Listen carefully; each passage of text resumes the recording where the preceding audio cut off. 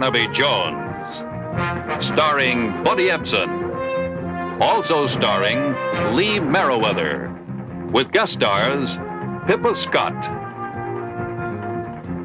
Murray Hamilton, Richard Anderson. Tonight's episode, Fatal Flight.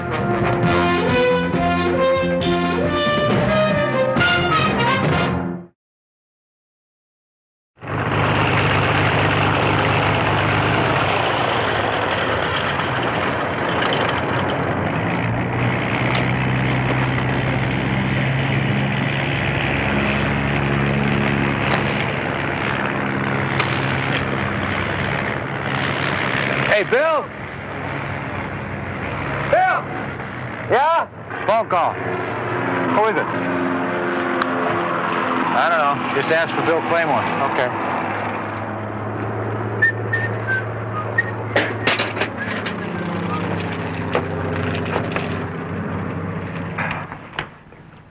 Hello? Hello? Hello?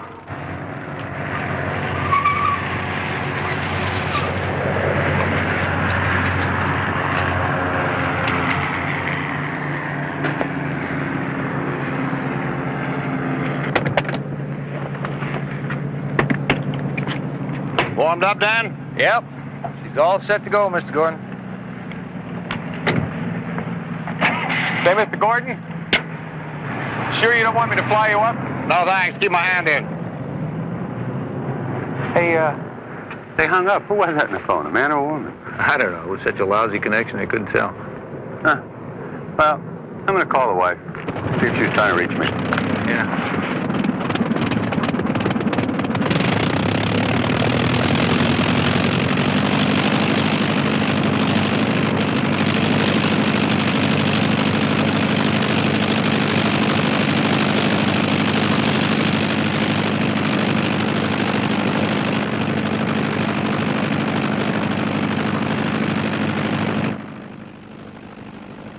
Field Tower, this is 7835 Romeo. Request permission to taxi to runway 35 left. 35 Romeo, cleared for takeoff.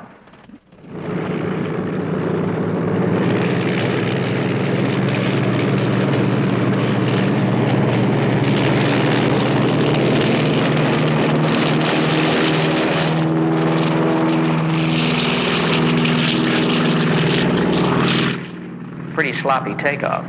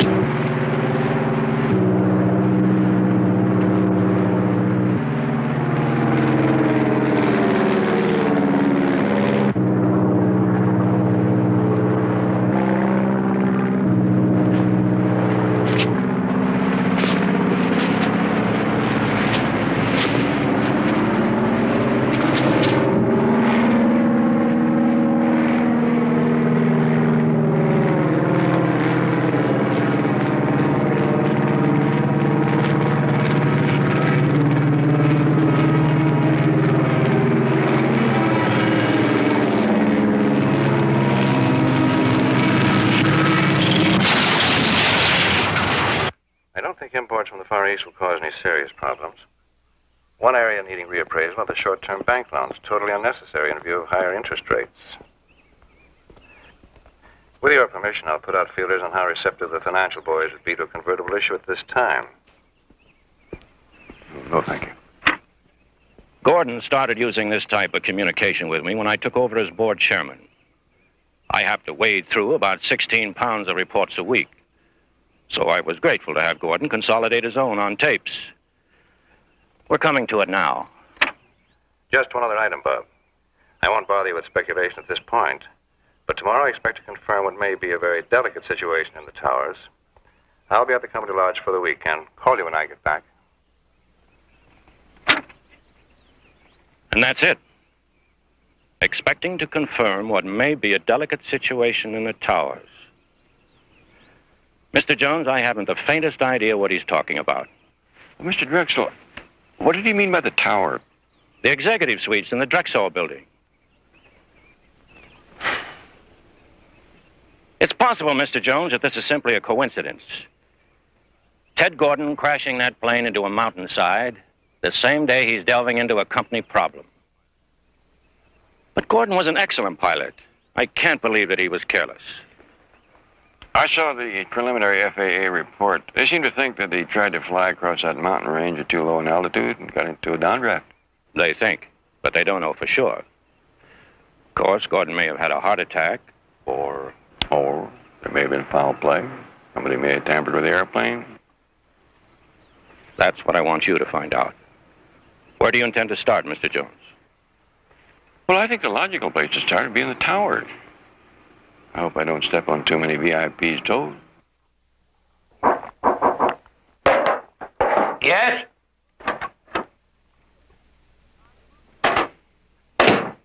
I've moved the board meeting up to the 5th. I think 2 weeks is a suitable mourning period. All due respect to Ted. Drexel talked to you about this man, Jones? Briefly.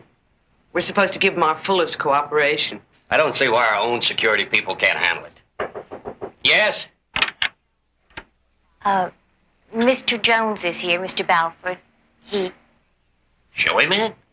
Well, he's already in Mr. Gordon's office. Well, he asked for that office, and when I pointed it out to him, the door was open. He simply went into it.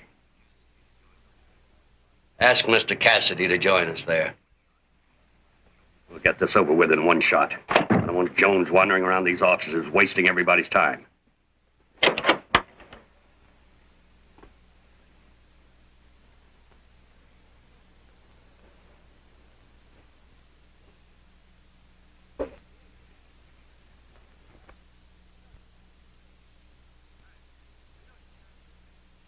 Hi. You know, times really change. I can remember when a company used to be in just one business. But you people are in the construction business, power business, airplane business. You know, I think today a company has to have about 20 other companies attached to it, all doing different things. It's called a conglomerate. I know. You know, when I was a boy, and probably when you were a boy, Mr. Balford, I'll bet you that word wasn't even in the dictionary. I don't think we've ever met. Oh, Barnaby Jones. Oh, you mean, how did I know your name? Well, your picture was in the annual report. First Vice President. And Miss Harley, Mr. Gordon's executive assistant. I see you've done your homework. Well, it saves a lot of time. Oh, Mr. Cassidy, I'm Barnaby Yes, Jones. I know. Is there some way I can help you? Well, I'll try not to take up too much of your time. I just have a couple of questions. Mr. Gordon's tape recording, he said that he thought that a very delicate situation existed in the tower. Could any of you throw any light on that? Mr. Drexel has already spoken to us about that tape. I'm afraid we can't help you. Oh. Well, you had an appointment with Mr. Gordon at 10 o'clock the morning before his plane crashed. You mind telling me what that appointment was all about? Where did you get that information? Right here, out of Mr. Gordon's appointment calendar. 10 a.m., Balford, 3 p.m., Cassidy. And here's one, CG at 12:30. Was that a luncheon appointment, Miss Hartley? What? CG, 12:30. You recall anyone with those initials? I wouldn't know. My meeting with Gordon was about that annual report. He planned on studying at the company lodge. Our meeting was about the same thing. Now, if you have no further questions, Mr. Jones, I have an awful lot of work to do. Well, yes, I just have one more question. Mr. Gordon crashed his plane about noon on a Saturday. Would it offend anyone here if I were to ask what each of you were doing on that Saturday? I believe I took a drive. And I was shopping most of the day. I don't know where I was.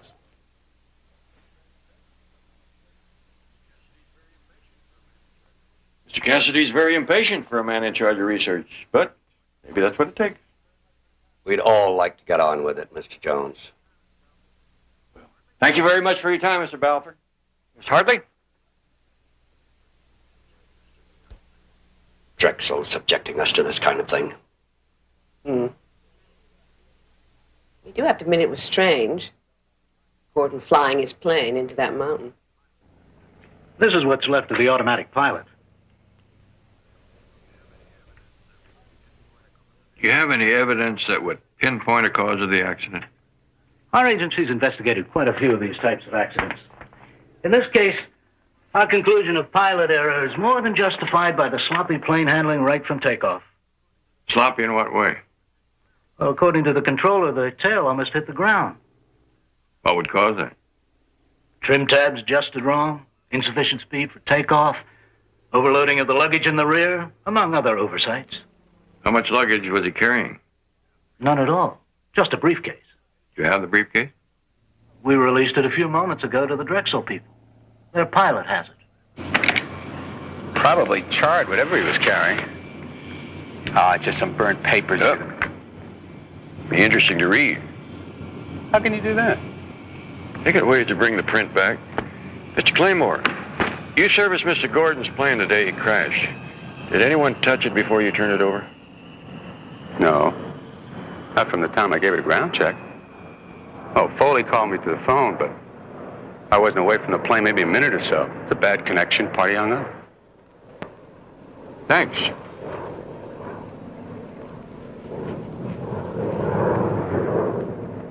Yeah, I've been noticing you packing your chute here. You belong to that skydiving club I've seen a little way out of town? Yep, I'm one of those crazy bunch. Oh, no, I wouldn't say that. I admire you guys. Very cool. You take that long free fall, wind up in a circle holding hands. I'd like to see that sometime. Getting ready for a jump?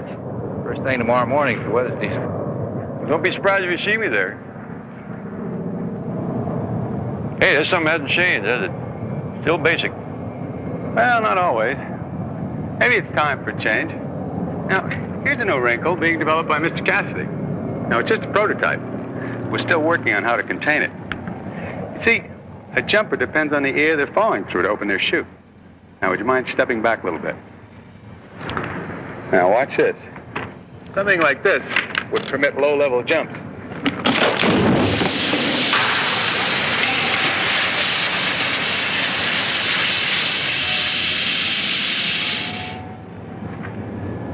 Yeah, that's really something. Flip second, the chute's full of air. Yeah, Mr. Cassidy's still tinkering with it, as he likes to say. You know, that's how he started with the company, as a research engineer. Hey, by the way, the FAA said that Mr. Gordon's takeoff wasn't everything it should have been. You know anything about that? Well, no, I was in the hangar on the phone with my wife. Hey, Dan, you saw the takeoff, didn't you? Tail dropped a bit. No big thing. Didn't seem unusual to you. Well, it happened. Could have been a crosswind. Can you get me a chopper and a pilot? Oh, sure. Looking at the pilot. Cut my teeth on him in Vietnam. You mind flying me out to the crash site this afternoon? No problem. Happy landing.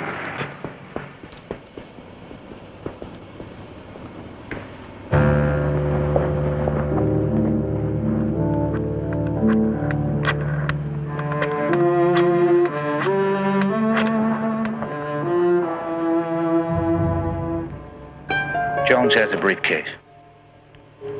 I don't know. He took it before I could get my hands on it. Hey, listen, I don't feel too good about this around here. Jones is running around asking a lot of questions. Now he's going out and look at the crash site this afternoon. I didn't get a chance to get my hands on it. Jones just went at it like a bird dog.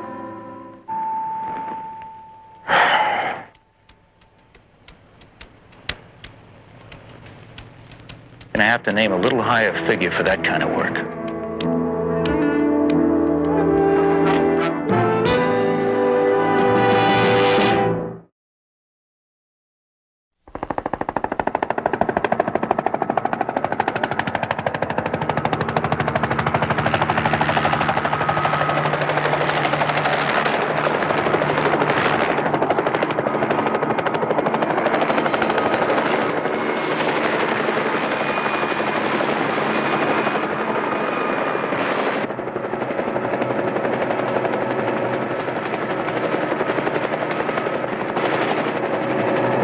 direction did Mr. Gordon start out in?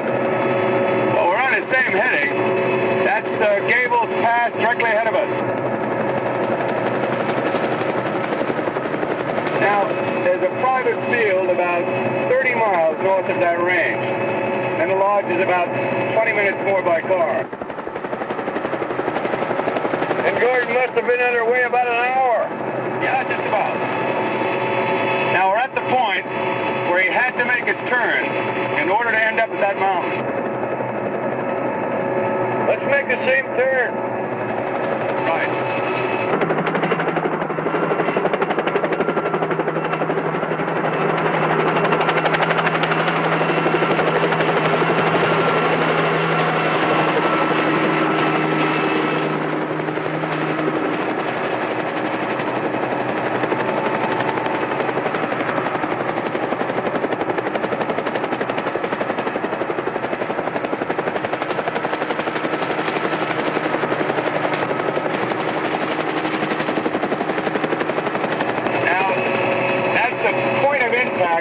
Just about down there. Mr. Claymore, I noticed a little clearing back there where we made our turn. You think you can set us down there? Yeah, I think I can handle that.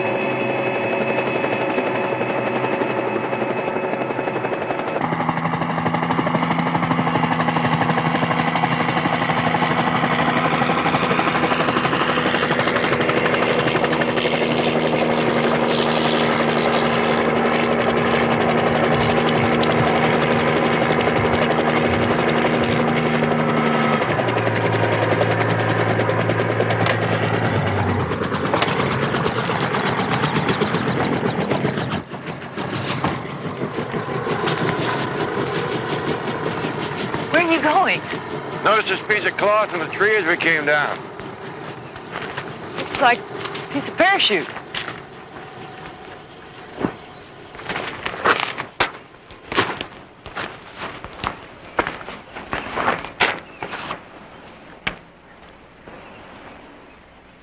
Looks like you did a little misjudging.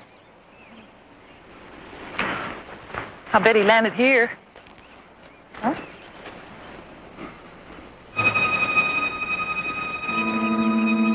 Go that way.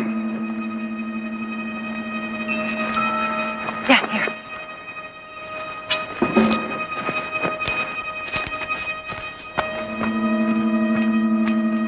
I'll bet you one thing. He didn't walk 40 miles out of this forest.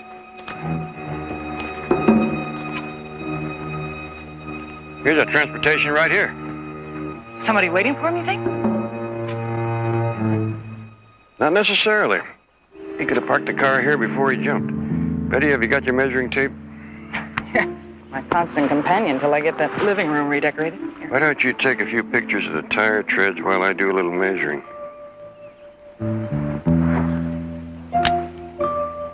Pretty narrow track. You know, at first I thought my theory was a little far out, but somebody did land here. There's a lot of skydiving going on in these parts. Do you think that could explain it? Any jumper would try to hit that clearing. Be taking an awful chance for the sake of the sport. Take a close-up of that.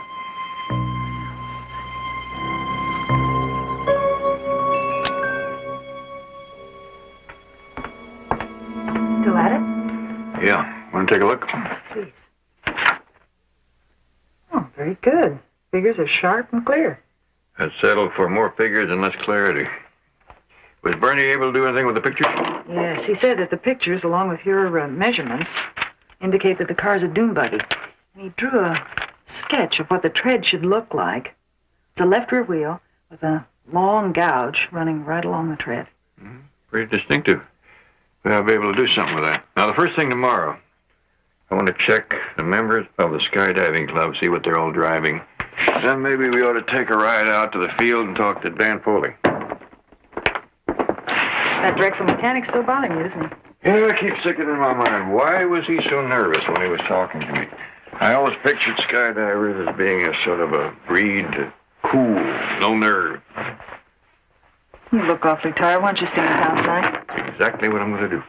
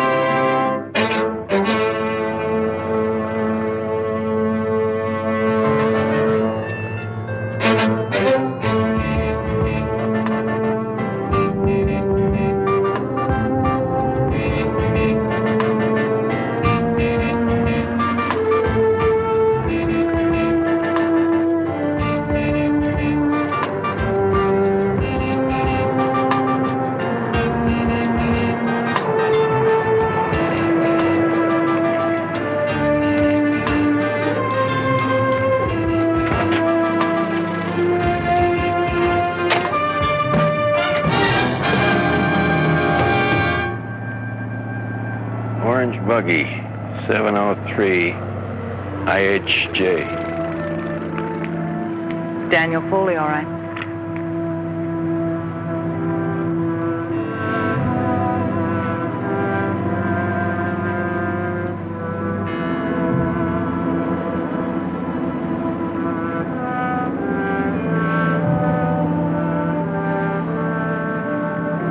It is.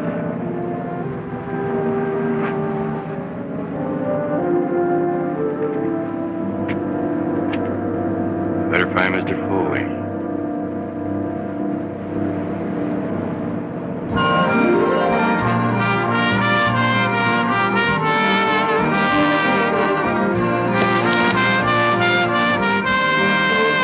Oh, you just blew it 10 points!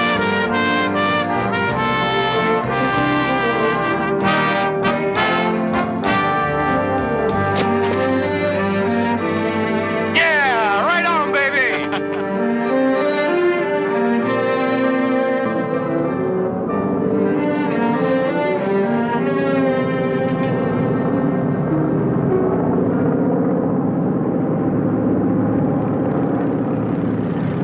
San Antonio, right? What? Don't I know you from San Antonio? I've never been there.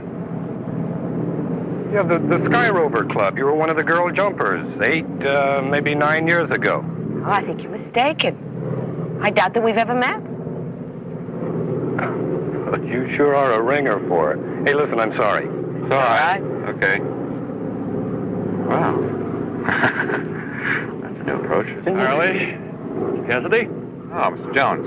I didn't know you were interested in skydiving. Well, just a recent interest. I assume you're here professionally?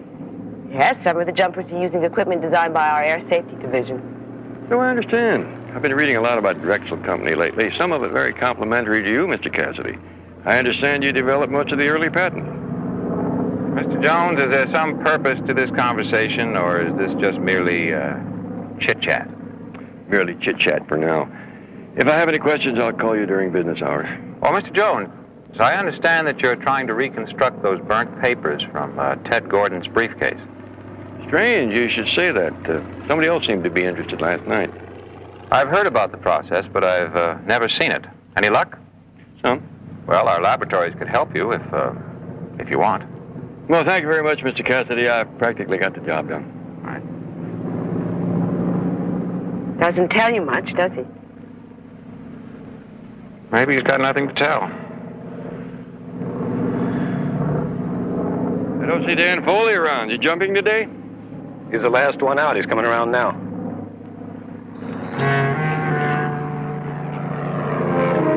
Thanks.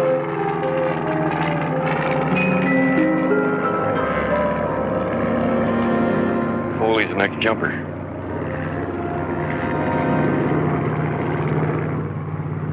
Barnaby, is there any chance that whoever shot at you could have nothing to do with this case? Anything's possible. But if it was Foley's buggy that picked up that jumper at the clearing, our little talk should be very interesting.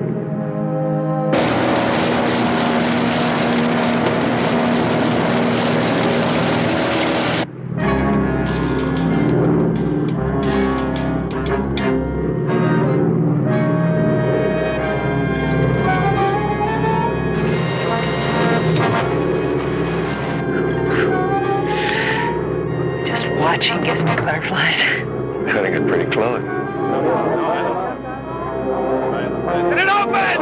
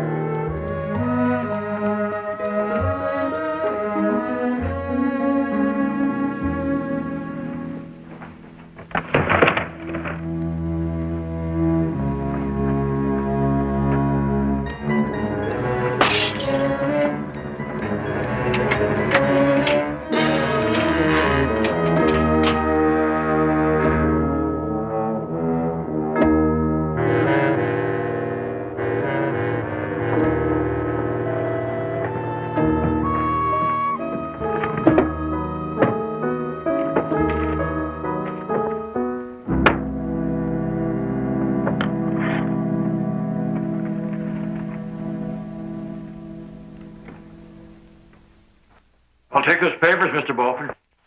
What are you doing here? Possibly looking for the same thing you are. You have no right to read that. I think I have as much right as you do.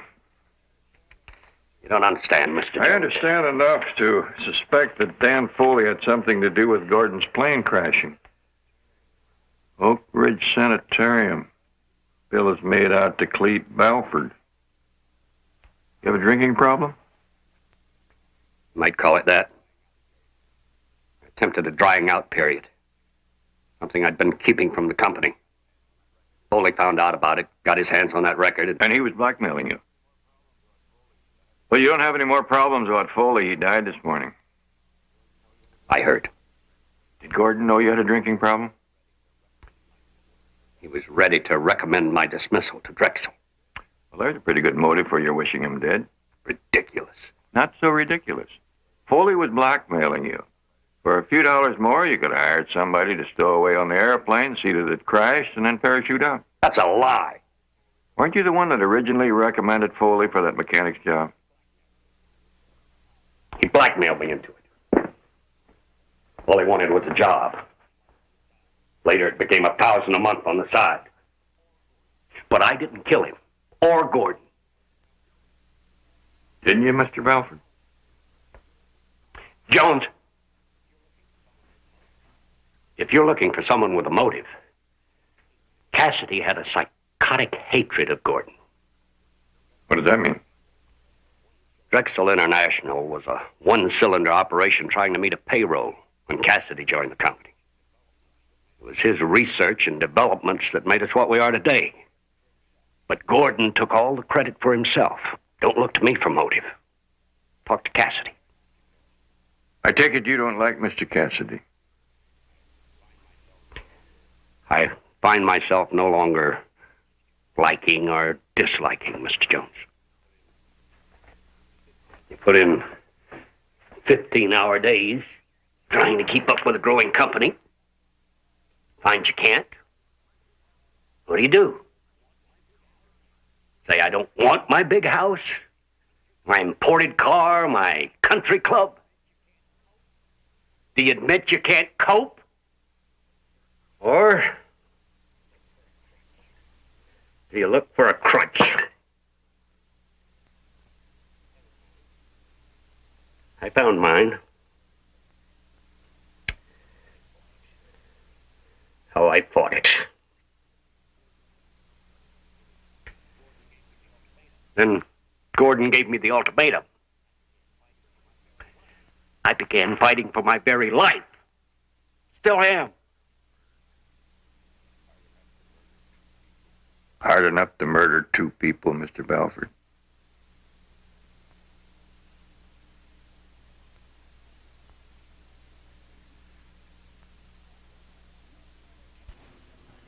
Would Mr. Gordon have kept a personal file on unrelated business expenses? Oh, not that I'm aware of. How far back can we go on these restaurant charges? Well, the accounting department would surely have a file for the entire year. Should I get it? Oh, yes. Would you please? Thank you. CG. Isn't it odd that Gordon would write down Balford and Cassidy's names to remind him who he wanted to talk to that day, but used initials to indicate his luncheon companion? Check into the memo pad and see what other lunches Gordon had.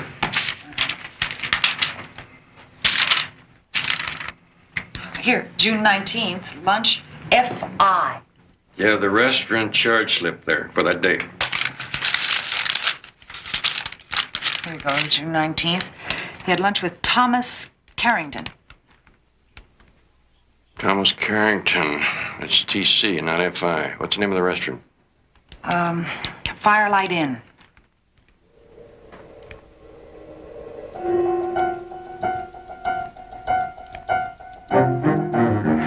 Firelight Inn, F.I. CJ is not someone's initials. It's a place.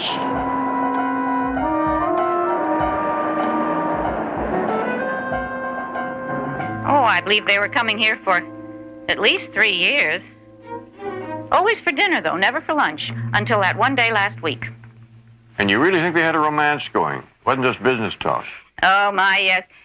You run a restaurant as long as I have, you get to know the signs. The little smiles, the laughter, the gentleness of Mr. Gordon. Miss Wilson, have you any idea why they broke up? No. I certainly remember the last time they were here, though. It was more than a year ago. Neither one of them even touched their dinner. The lady was trying very hard not to cry, and Mr. Gordon was very apologetic. I remember thinking, what a shame that they were breaking up. You make nice arrangements. Oh. That's the last time you saw them until Friday at lunch. Yes, I was quite surprised to see them again. And I thought to myself, why, how nice. They're back together. Till I realized they were very angry with each other. There. That's very pretty. Thank you. Miss Wilson, did you overhear Mr. Gordon and the woman? Were they angry about business dealing? I really don't know what the quarrel was about. They kept their voices very low and very bitter.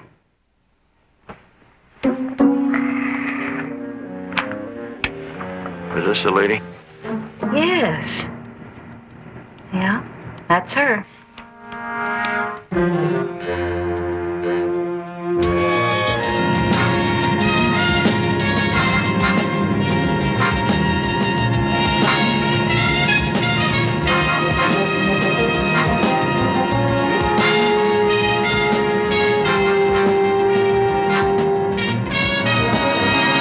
Our relationship was none of your business, Mr. Jones. Miss Harley, 2 men have already died under strange circumstances. I almost became the third, but there would have been nothing strange about a bullet.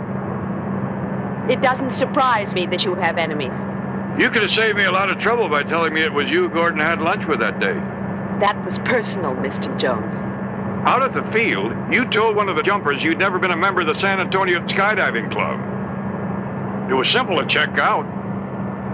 You're due a lot of congratulations for the number of trophies you won. You misunderstand that in my position, I had no desire to renew certain old acquaintances.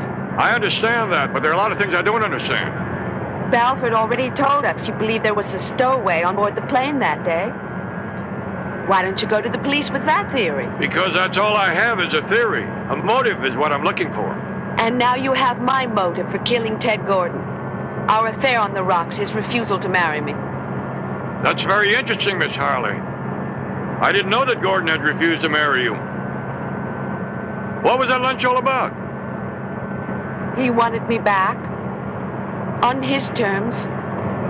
Still no marriage, but in its place stock options. Like a common... Well, perhaps not so common, but equally degrading. You say we argued over lunch that day. Argue is a mild word. I could have killed him. Right there at the table. And now, if you excuse me, I'm already late for a meeting.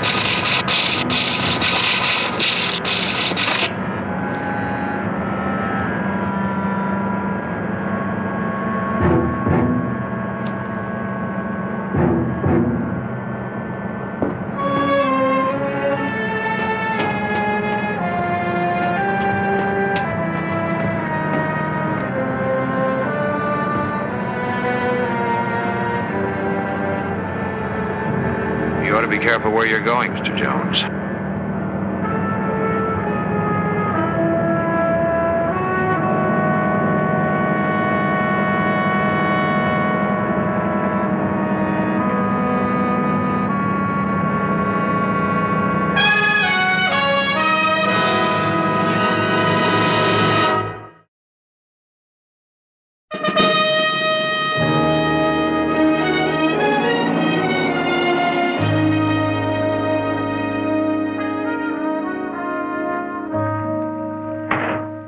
thank you very much, Mr. Carr. And listen, enjoy the rest of your vacation. Right. Bye-bye. Barnaby, I finally located the lodge caretaker, Mr. Carr, with something very interesting. Didn't you tell me that Gordon was due to arrive up at the lodge around 1 o'clock in the afternoon? That's what we estimated. Oh, well, Mr. Carr said that Gordon phoned him and told him to expect him around dinner time, 8 o'clock. 8 o'clock? Wonder what Gordon expected to be doing for those 7 hours. Well, I asked Mr. Carr the same thing. He said that he felt that Gordon was going to make a stop by Drexel Records building, which is about a 20-minute drive from the Lincoln Meadows airfield. Records building? Mm-hmm. It's a computerized center. You push a button and anything that Drexel International is involved in comes out in a few seconds. According to those tapes that Drexel played for me, Gordon was trying to confirm what he called a delicate situation in the tower. Bet he'd call the towers and tell them I need a plane. Well, it'd be quicker to call the airfield directly. Oh, no. Call the towers. We need a little publicity. Tell them I need a plane to fly me to Lincoln Meadows Field, and then I want a car waiting for me to drive me to the records building. Barnaby. If anybody was worried about Gordon getting there with these figures, you ought to be doubly worried about me getting there.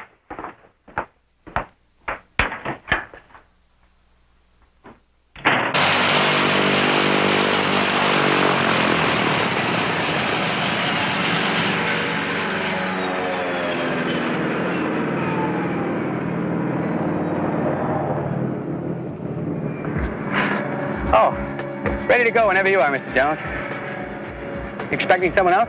Not sure. Can you give me a couple of minutes? Oh, take your time.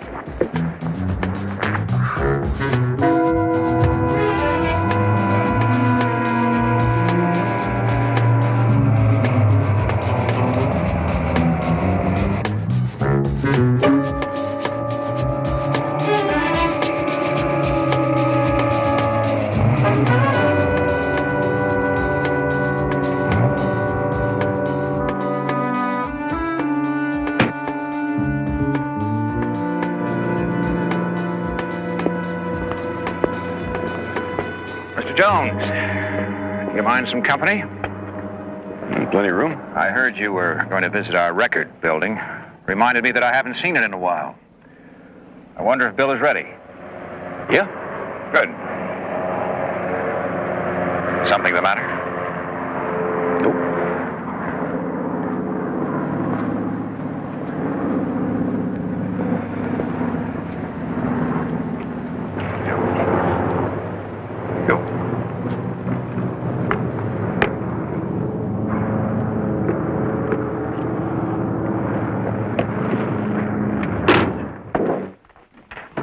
Executives travel in mighty fine style. You don't, you're not nervous my coming along, are you, Mr. Jones? Should I be? Whenever you're ready, Bill. Well, strange things happen on aircraft. Like, the door opens at 10,000 feet. Mr. Cassidy, I figured you for a lot more imagination.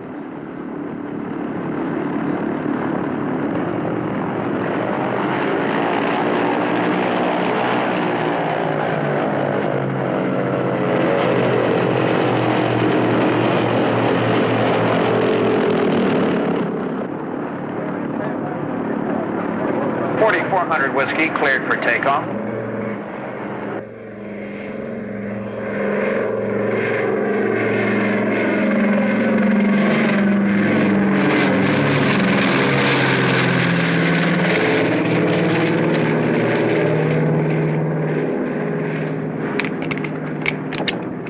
How about a drink? Not for me, thanks. Mr. Cassidy, isn't it true that you disliked Theodore Gordon? No, I didn't dislike him. I despised him. He took credit for all of my ideas and my talents. He tossed me fancy titles like you toss bones to a dog. Second vice president of Drexel International doesn't exactly sound like throwing bones to a dog. It's all relative, isn't it, Mr. Jones? Cheers.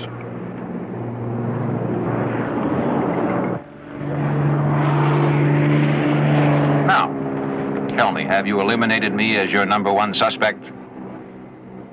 Not entirely, Mr. Cassidy. Life is full of surprises. You know, I have a theory about all this, Mr. Jones. I don't think that Gordon was murdered. I think you've taken a series of coincidences, added 2 plus 2, and have come up with 5. And to prove that, let's take a look at your briefcase.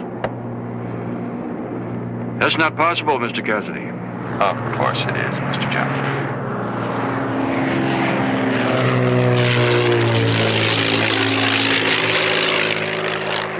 Something wrong here.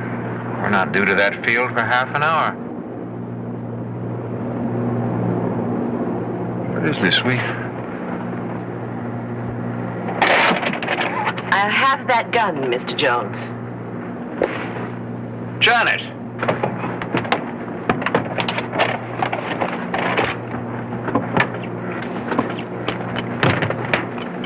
Sit down. Buckle those seatbelts. I hadn't planned on you being along, Frank.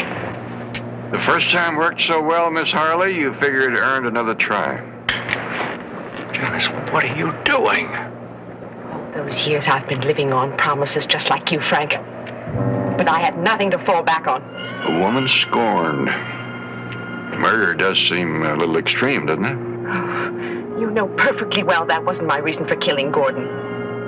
It was his life or mine. I'd have gone to prison after he had those records checked. Janice, we're losing altitude. We're on a glide path right to those mountains.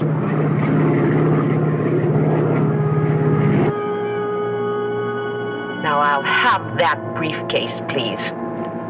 Actually, Miss Harley, there's nothing in the briefcase that would interest you. Slide it here.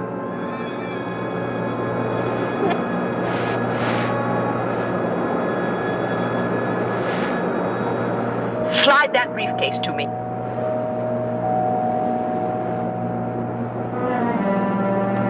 Frank?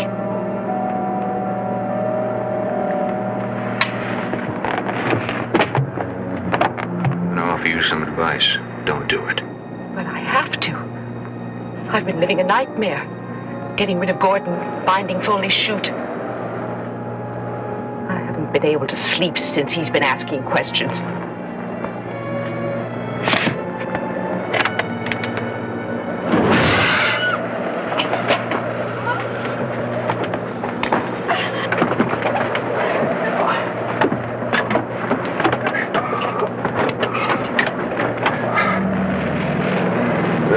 Buddy, you all right? Yeah, I think so.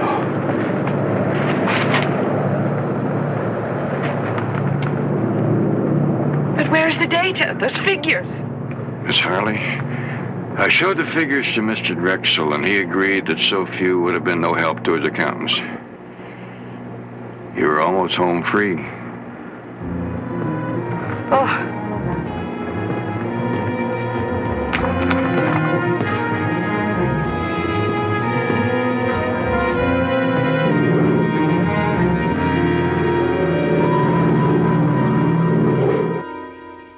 Total loss is expected to be about $1.5 million. Mr. Gordon's signatures were all forged by Janice, of course. The payments going directly to the bogus mining exploration company. And that's it. Disbursements for non-existent field work. Janice Harley cashing the checks and building up a tidy bank account. Nobody questioning Gordon's signature with Janice handling the details. Any questions, Mr. Jones? Yes, I have a question for Mr. Cassidy. But before the question, I'd like to congratulate the new president of Drexel International. Thank you, Mr. Jones. Now, what is your question?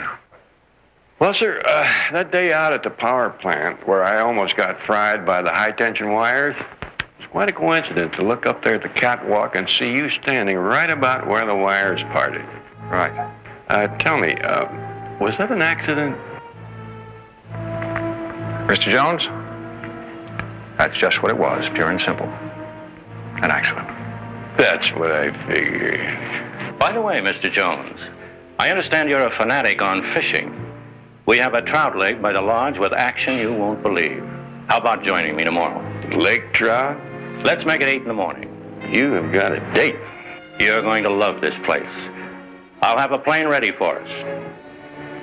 Mr. Drexel, I bet it's a nice drive up to that place. Why don't you let me pick you up in my car at 8 o'clock? Because frankly, I have had all the flying I need for a little while.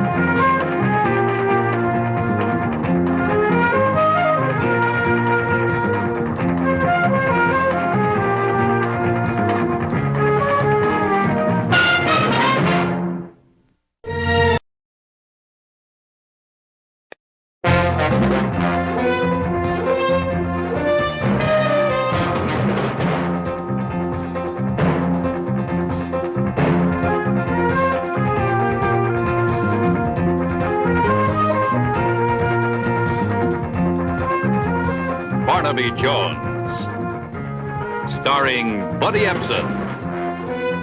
Also starring Lee Merriweather, with guest stars Patrick O'Neill, Robert Hogan,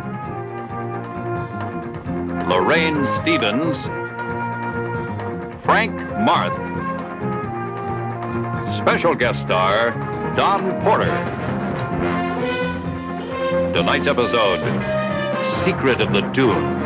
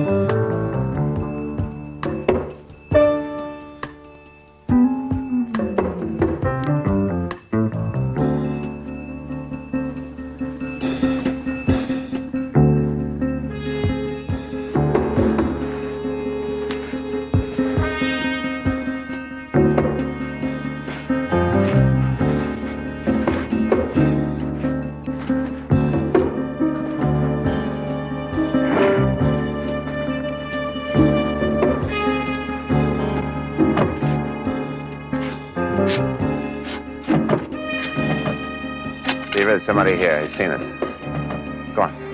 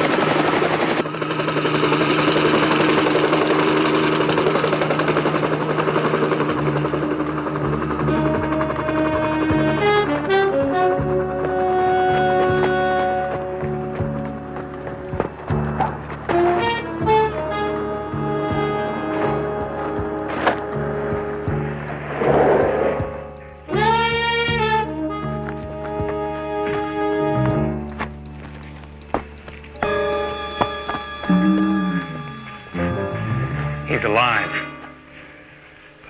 Get rid of him. Mr. Wheeling, I didn't count on any of this.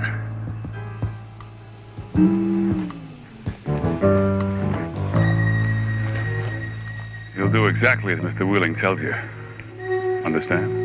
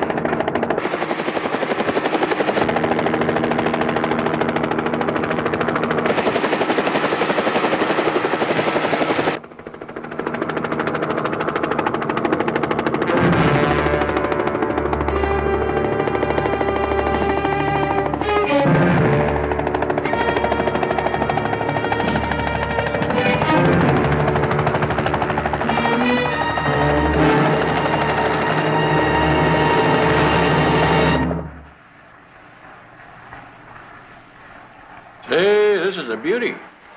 You do all this work yourself? My dad made me my own tumbler and polisher. We did them together. Of course, he found most of them. I don't guess I'll be able to anymore. I don't see why. I got a lot of nice agate out at my ranch. I'll bring it in for you and see what you can do with it. Timmy, your lunch is on the table, honey. You can talk to Mr. Jones later. Okay. Miss Mason, police report indicates that your husband lost control of his motorcycle and went over at a place called Devil's Elbow. But I've already told you, Mr. Jones, Ted had no reason being anywhere near Devil's Elbow. He wasn't out joyriding. He was on his way to the Sierra grocery to get some milk for Timmy. You see, we'd run out, and besides, I had his breakfast waiting. I understand it was a nice day, and maybe he was just riding along, felt good, and decided to let it rip. They tell me that Devil's Elbow has become quite a challenge for motorcyclists. Not to Ted. He was always very careful. He used to say he had too much to lose to take any foolish risks. Mr. Jones, Ted did not die the way it said on that accident report. I know he didn't. Yeah, I guess he did have too much to lose at that. Then you'll help me try to find out what really happened that morning? I can't make any promises, but I'll do my best. Thank you, Mr. Jones.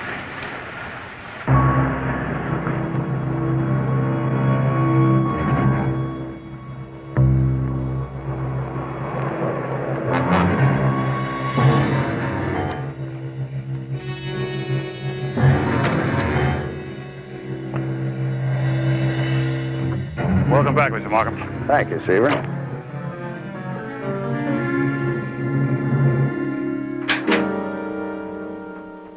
You look tired, Jeremy.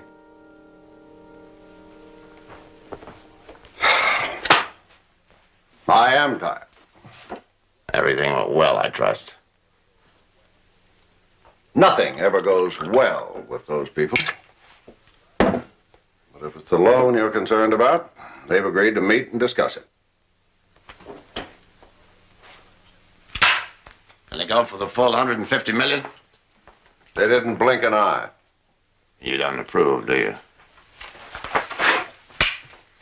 I don't think that mobsters make the best business partners. Look, I know how badly Wheeling Precision needs capitalization, but there's no reason we can't retrench. And later we can locate other sources, legitimate sources. No, we've retrenched all we're going to retrench. And you know as well as I do what would happen to our stock if we went to the bank now? Your father would have risked it. My father's dead. He worked for me now. It's a fact you tend to forget. Now, when do we meet? They're sending Dunbar out tomorrow to see what kind of a deal can be worked out. Dunbar, what's that? What's that, the lawyer? No, I only meet with Neiman. I warned you. This time you'll do business their way. They know what you want. They're interested in supplying it. If you and Dunbar can come to terms. You should have done better than that. I am too tired to argue. Now, what did you do about the girl? She's been taken care of. Dunbar would kill the deal if he knew she'd found out about the negotiations and threatened to publicize it. Well, she won't trouble us anymore. What do you mean? She's dead. She was trying to blackmail me into marriage. Good Lord, you mean you just killed her? It was an accident. It was late. I was tired. I lost my temper. Couldn't reason with that little fool. In a way, it was her own fault. Where is she now? You don't have to concern yourself. Seaver and Casey helped me take care of it. We buried her in the desert. Nobody will ever find her. So you see, there's nothing to worry about. I want to talk to Seaver. Mark. I'm glad you're back.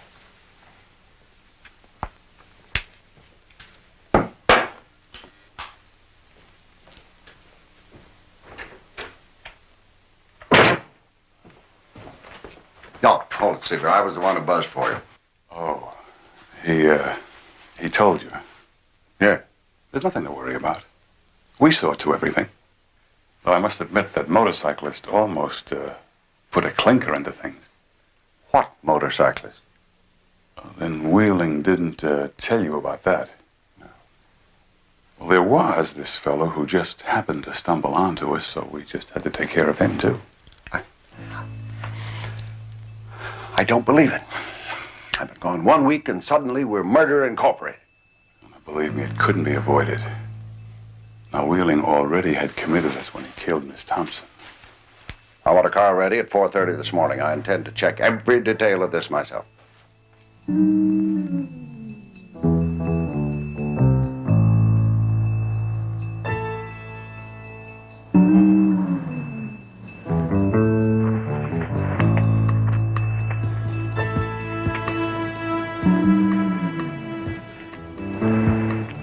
Is this where 10 Mesa went over?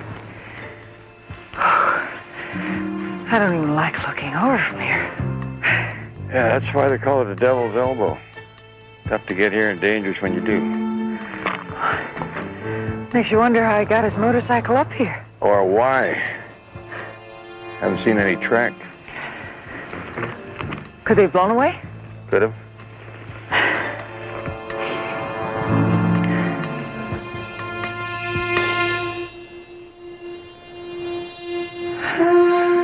Well, one thing's a cinch, he didn't fly up here.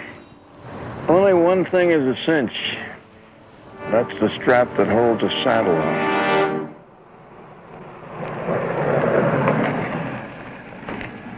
Well, Mr. Jones, like a lot of guys who got back from Vietnam, I said I was going to make my time count for something. It took 6 months of the rat race for me to figure out that it had to count for me and not the Internal Revenue. But it sure beats the space industry. It's not a bad business with the campers every weekend. Did you happen to remember the Mason couple? They used to do a lot of camping up here. Ted and Dorothy? Sure. Yeah, it's really sad what happened to Ted. Say, you're not with the police. I mean, I'm a private investigator. I'm looking into it for Mrs. Mason.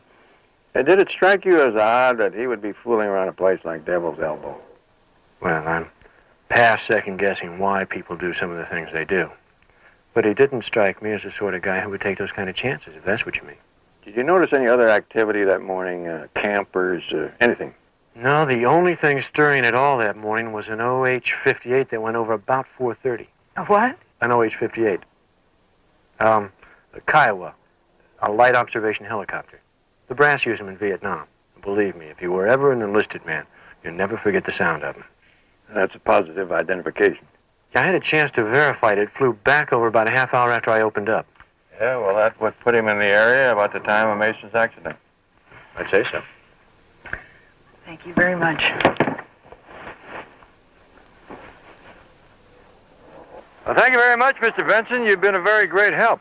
Oh, if you should happen to think of anything else, would you give me a call? I'd appreciate it. Private detective. It's funny. You're not what I pictured a private eye to look like.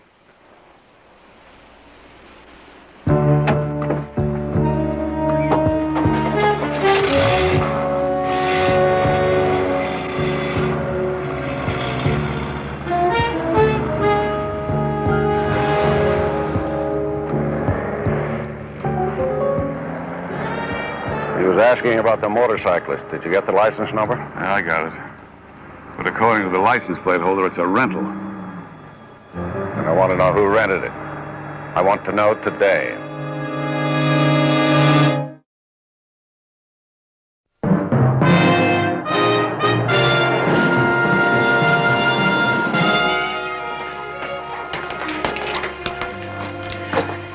Barnaby, do you have any idea how many helicopters there are in the Southern California area?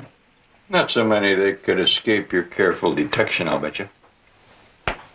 All right, how many? Too many. But luckily, I found out there were only 7 OH-58s within operable range of the Devil's Elbow. 2 of them were in for annual overhaul that Sunday morning. One's on a charter to a movie company shooting in Santa Barbara. 2 of them were flying chase for a balloon race in Blythe, and another was flying a survey for a housing development in Saugus.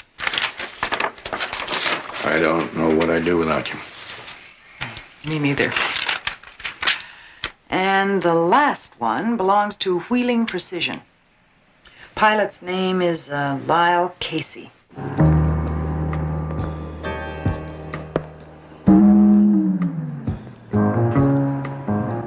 Yes. Yes, Mr. Dunbar. Yes, I'm interested in security as well as you. No, I don't think it's wise you're being seen here. That's why I thought the fairgrounds would be good. You have the address, 2 o'clock sharp. Yes, Mr. Wheeling will be there. Right. Well, you're committed. I warn you, they'll be tough. No matter. Once we've hammered out the proposals, they'll have the money. Now what's the matter? I'm just thinking about that fellow Jones who showed up in the desert. I don't like a detective nosing around. Shouldn't you say hick detectives? There's nothing to worry about. I'm not so sure. That white-haired man down there. Well? That's Jones talking to Casey. That grocer sounds pretty sharp on his helicopters. Yeah, he said he'd seen a lot of them in Vietnam, but yours is the only one he's seen in this area. Well, could be this one. I fly Mr. Wheeling and his girlfriend down to Palm Springs a lot on the weekends. You remember that Sunday? Oh, yeah, I remember that morning, but I don't remember any motorcyclists. I'm sorry, but you can understand. Sure, I understand. It's pretty much the same in my line of work. Maybe Mr. Wheeling saw something. After all, you were busy flying. Or his girlfriend. What's her name? Mr. Casey, there's a call for you from Department 7. What? Oh, thank you. Excuse me, Mr. Jones. Really? Mister, you're not allowed in this area without clearance. Oh, I'm sure that isn't necessary, Seaver. Mr. Jones doesn't look like a security risk to me. I'm Jeremy Markham. Anyway, we can help you?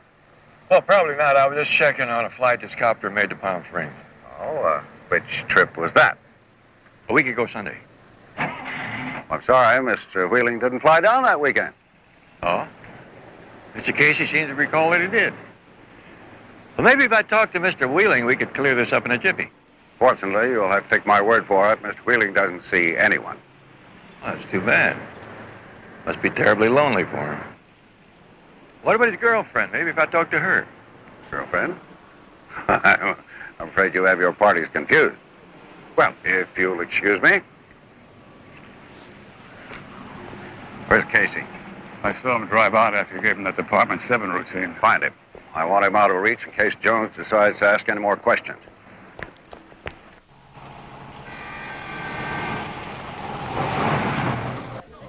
Hi, Case. How's it going? Oh, fine, Freddie. Give me an Irish, huh? Oh, bartender. Put Mr. Casey's drink on my tab, please. What are you doing here? Join me, I'll try to explain.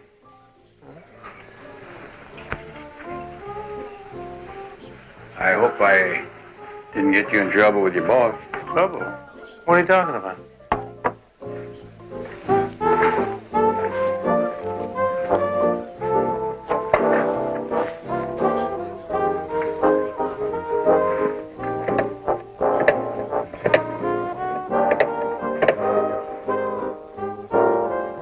Mr. Seaver?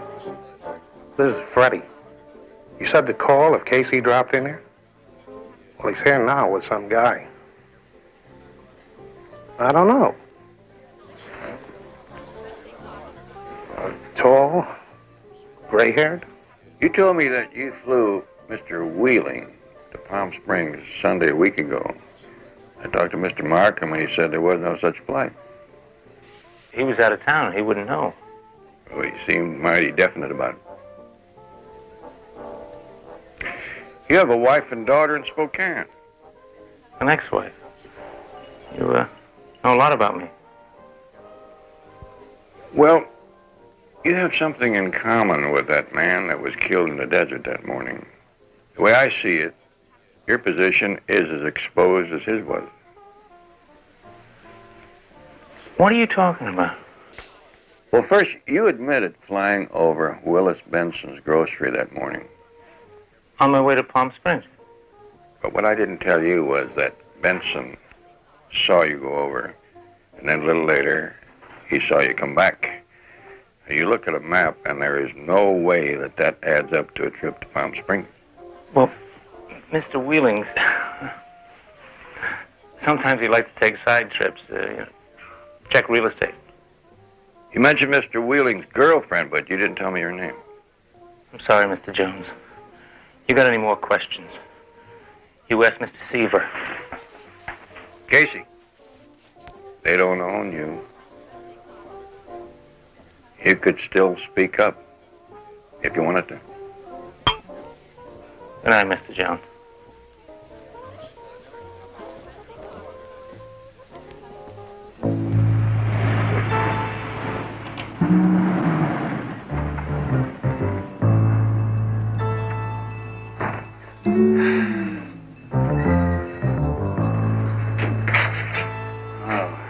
You and Jones must have had a lot to discuss. Don't worry, he didn't get anything from me. Doesn't matter now. It's been decided you're going to be transferred. Transferred? Where? To Iraq. Oh, wait a minute. Oh, don't worry. It's only temporary. Sure temporary. Like a 10-year exile or worse. Nothing doing. Oh, you got a choice. You can do it the easy way, or you can do it the hard way. I'll get you things.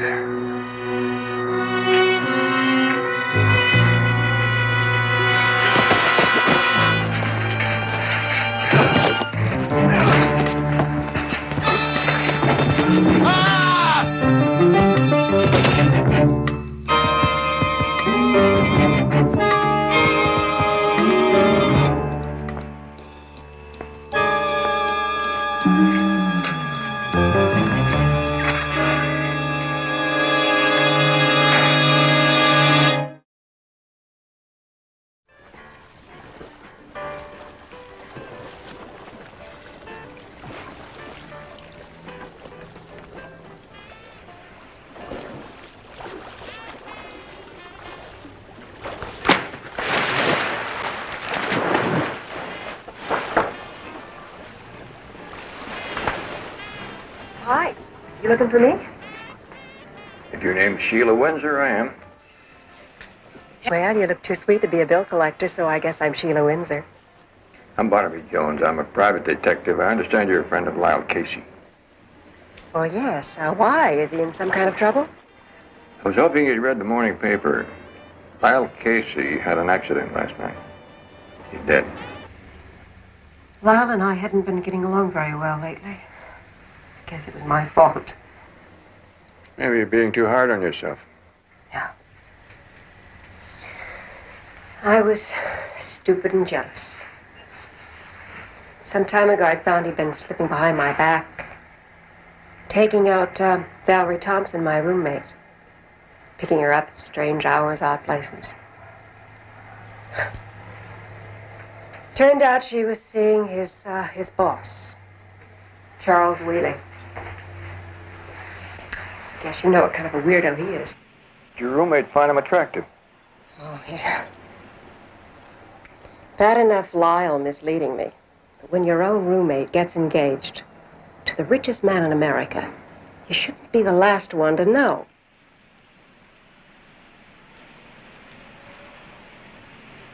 Is that Valerie's picture? Yes. She's beautiful, isn't she? She wants to be an actress. Casey said that he had flown Wheeling's girlfriend down to Palm Springs. Likely that was her. Had to be. Wheeling took her with him everywhere he went. You know where I could get in touch with her? No, I haven't heard from her myself in about a week.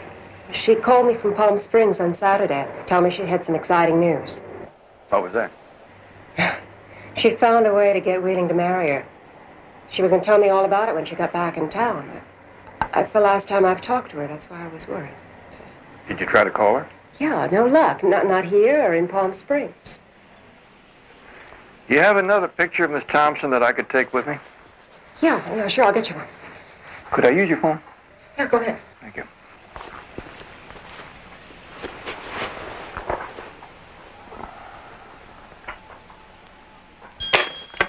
Barnaby Jones' office. May I help you? Oh, yes, Barnaby. Right, I've got it. Valerie Thompson. And call my old friend Ted Ellis down at Palm Springs and ask him to look around, see if there's anything you can find out there. You get to work on it up here. All right. Who is she, anyway? She's an actress. Claims that she's engaged to Wheeling. Oh, that's interesting. All right, I'll get right on it. Bye.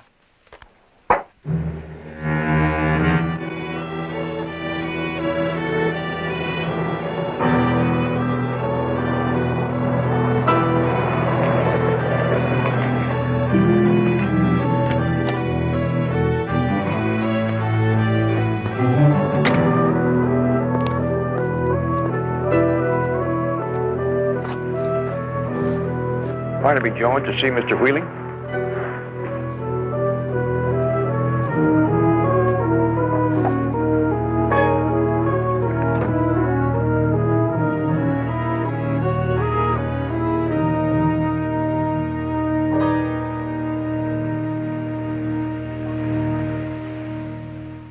What are you doing here, Jones? I want to speak with Mr. Wheeling. Well, in case you forgot, Mr. Wheeling doesn't see anybody. Now, if you've got any questions, just put them in writing and send them through the company. Well, then could I just speak to Valerie Thompson? Thompson? You must have some misinformation. I never heard of Valerie Thompson.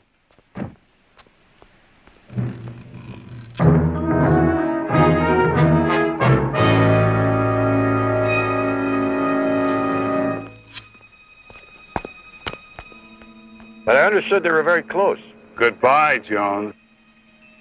That's the word? Guess that's the word.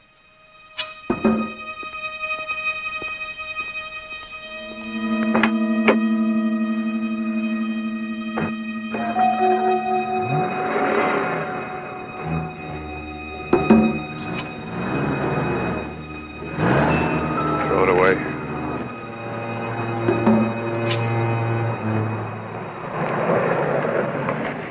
Just like we figured, nobody gets in. But I don't think he got along to wait. He's coming out. Fine. I'll call you at Sammy's. All right, but don't follow him too close, you hear? Yes, sir.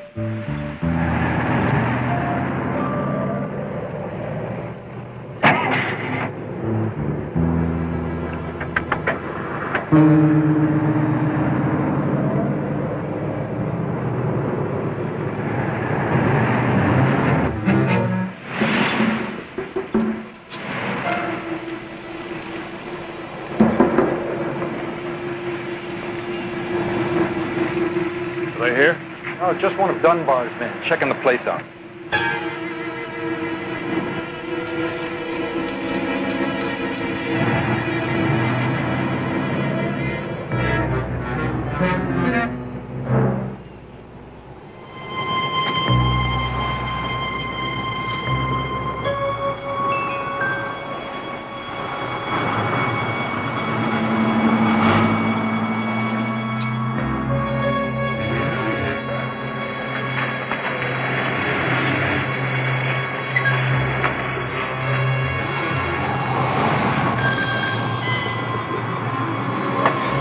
Eddie? Wheeling just arrived at the Valley Fairgrounds.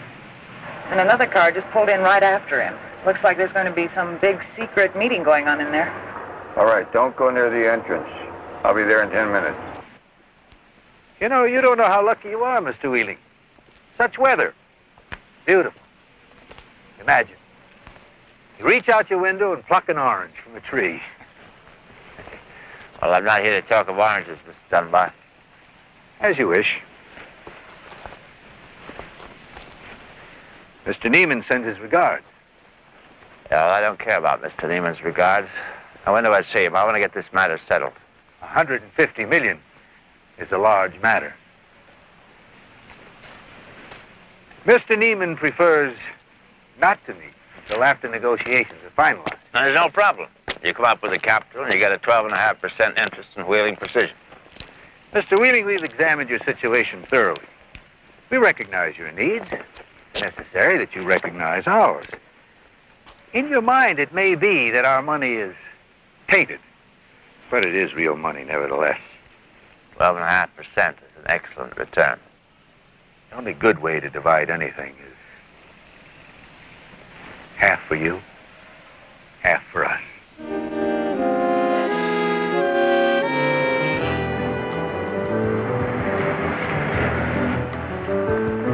I want to see who Wheeling is meeting with. I'm going to try to flush them out. See if you can get some shots as they leave. Be careful, Barnaby.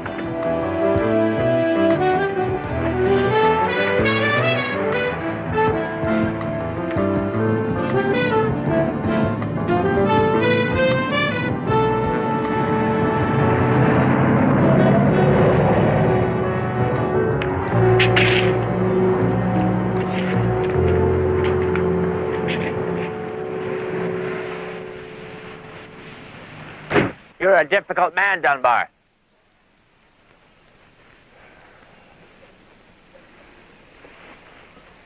All right. All right, you furnish half in cash and half in bonds, and we share equally. Mr. Neiman will be pleased. Suppose I set up the meeting for next week.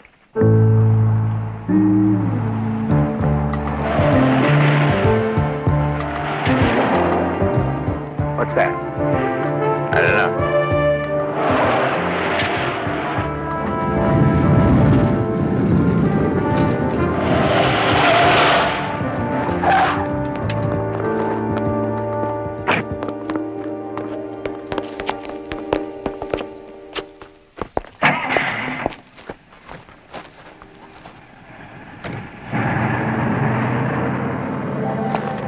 Mr. Wheeling, you have no idea how tough it is to get to talk to you. I'm Barnaby Jones. Get out of my way. I just have a few simple little questions to ask you. It won't take a second. I don't know how I got in here. I don't care. I want it taken care of.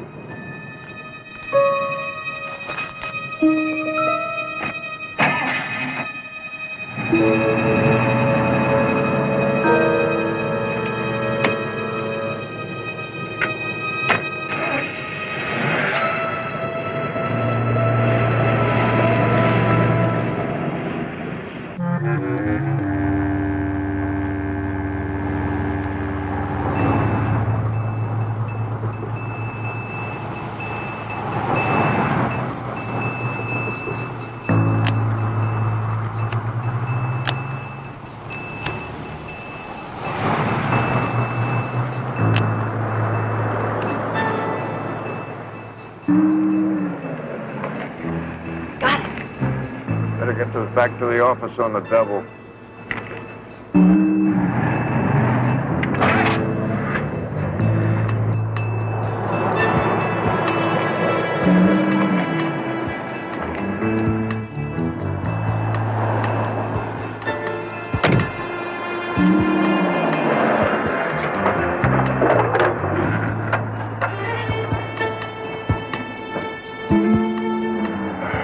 Lieutenant Biddle, please.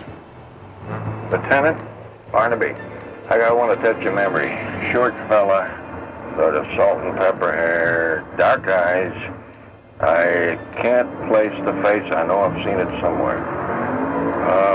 Take it from me, he is very, very important. Yeah, well, come around to my place in about an hour and I'll have a picture. Sure. See you.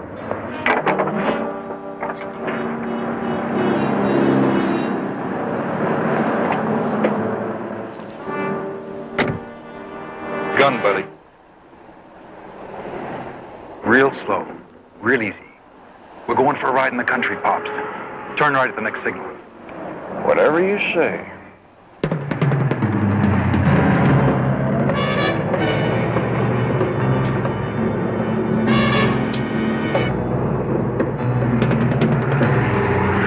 All right, slow down. Slow down.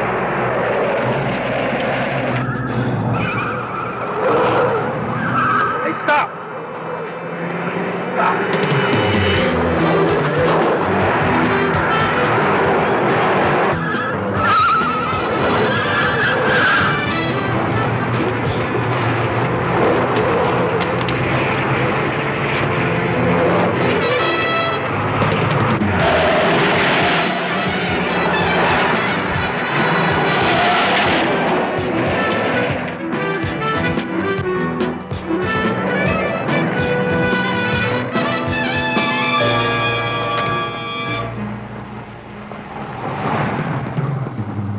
Got my gun. Okay, we'll take care of him later.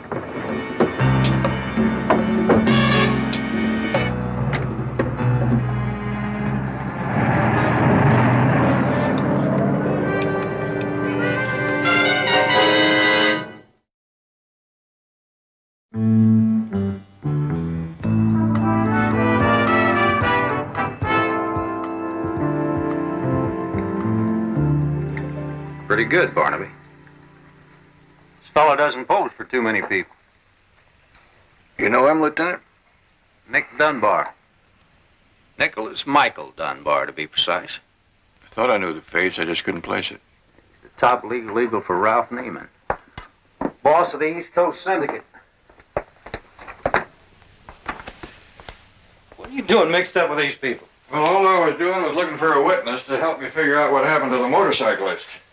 And that led me to Wheeling, and that led me here. You know what I can't understand? What's a man like Wheeling doing, cozying up to the syndicate?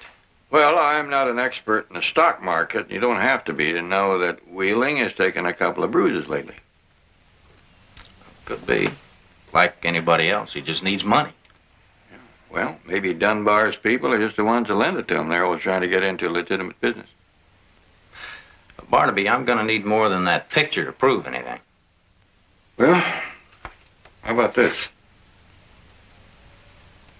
Valerie Thompson, Wheeling's girlfriend. If we can find her, I'm betting that she can link the two together. Now, wait a minute.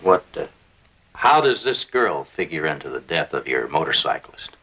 Barnaby feels she may have seen what happened that morning. And if she did, she's liable to be having some trouble of her own. I've had no luck in locating her. Not here, or in Palm Springs. Checked hairdressers, charge accounts, everything. You think something might have happened to this girl? Way down deep in my gut, I do, yes. But we'll never be able to prove it until we can get past that big gate in front of Wheeling's place. Well, can you give me more than this to work with? Something you can prove? Maybe. You got another half hour? Sure.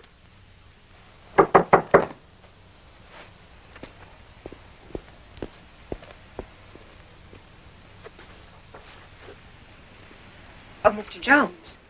Sorry to bother you again, Miss Windsor. This is Lieutenant Biddle. I wonder if you'd tell Mr. Biddle what you told me about your roommate. Oh, well, I hope you didn't take everything as gospel of what I talked to you about. I was a little upset. Well, mainly, I'd like you to explain her involvement with Mr. Wheeling. Oh, you mean his pilot, Lyle Casey? No, that's not what I mean. Well, I don't understand. Valerie was dating his pilot. That's all. You told me Valerie Thompson was engaged to marry Charles Wheeling. You had a date with her here in L.A. about a week ago, and when she didn't show up, you became concerned. Concerned? About Valerie? Oh, I'm afraid Mr. Jones has misunderstood my meaning. Valerie's not the type of girl you can set your clock to. Then it's not unusual that you haven't heard from her. No, not at all. You wouldn't consider filing a missing persons report? Heavens, no. I'd like to help.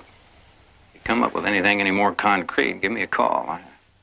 I gotta get back downtown. Yeah, I understand. I see you're packing. Oh, yes, I have a job in a club. Hotel in New Orleans. I open tomorrow. Don't tell me. Let me guess. The hotel is owned by Charles Manley Wheeling. Mr. Jones, a girl has to take an opportunity when it's offered to her. Doesn't matter why it's offered. It's just business. No, Miss Windsor. It's not business. You just went bankrupt.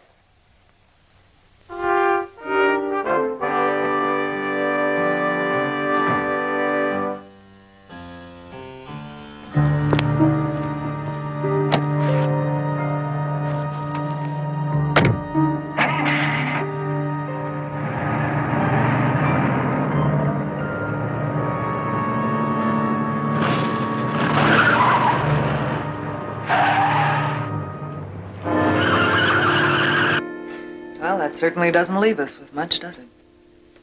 Leaves us with more than we had before. One thing is certain, there is a connection between Mason's death and Valerie Thompson's disappearance. Well, you mean because of all the trouble the Wheeling organization has gone to in order to block both investigations? I mean, I can see that, but well, so far there hasn't been one thread of evidence to indicate that they even knew one another. They didn't have to. All they had to do was pose a threat, and we know that the girl was pushing Wheeling to get married. Well, yes, but Ted Mason had never even set eyes on Charles Manley Wheeling. Unless he saw him that Sunday morning.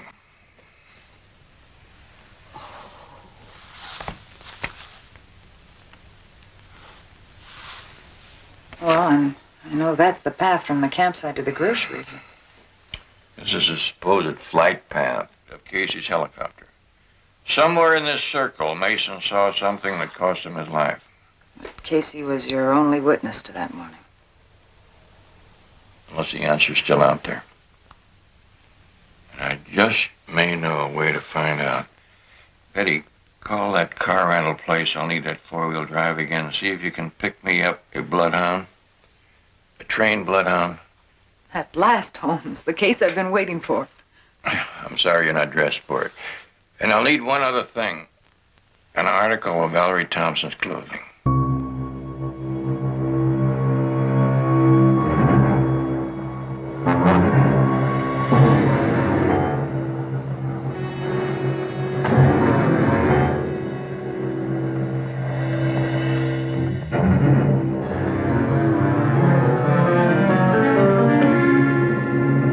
Come on, baby. Come on. Isn't he beautiful? His name's Count Jeline III. But I think you can forget the title. It works better with baby. Oh, and you asked for this. Yeah. Well, baby, I think we're going to get along just fine. Have fun, you two.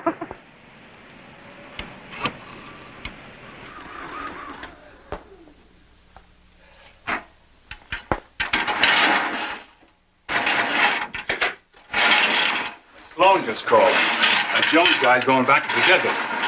What's he going out there for? He must know something. He's taking a bloodhound with him. You see? It never stops. It'll stop this time. I'll take to it myself.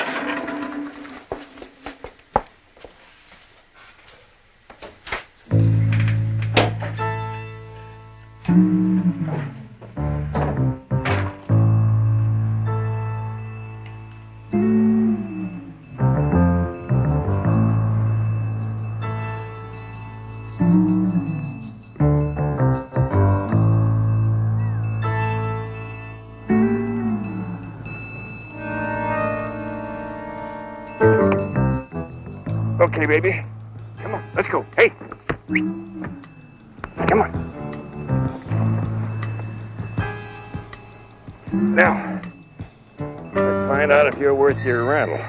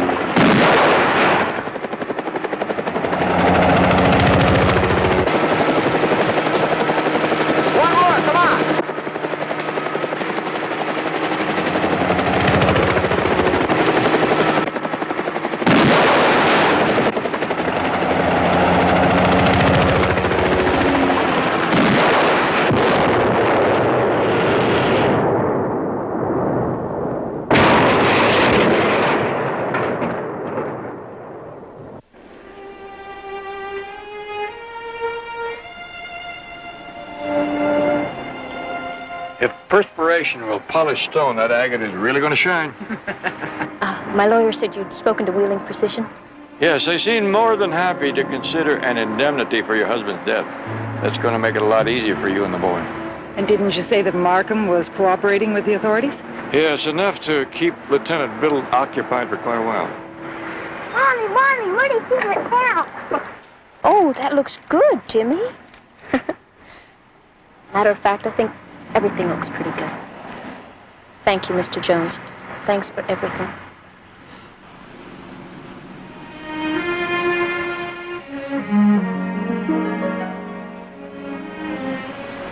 Thanks, Jimmy. Bye-bye.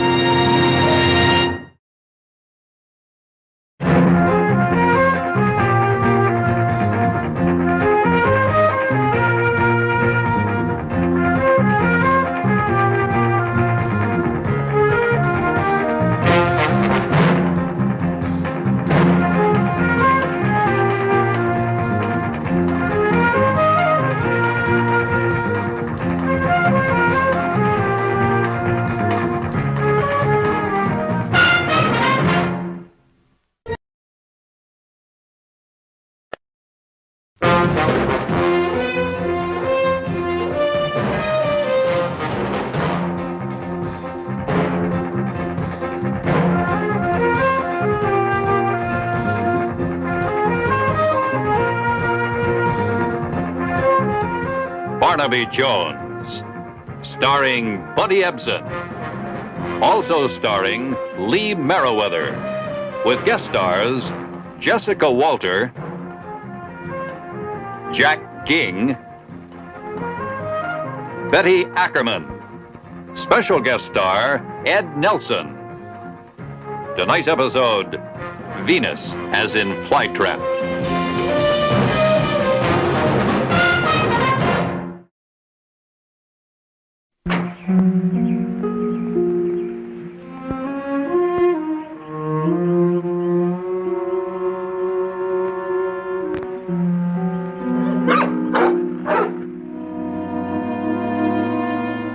Miss Latham, in your last editorial... Ms. Latham.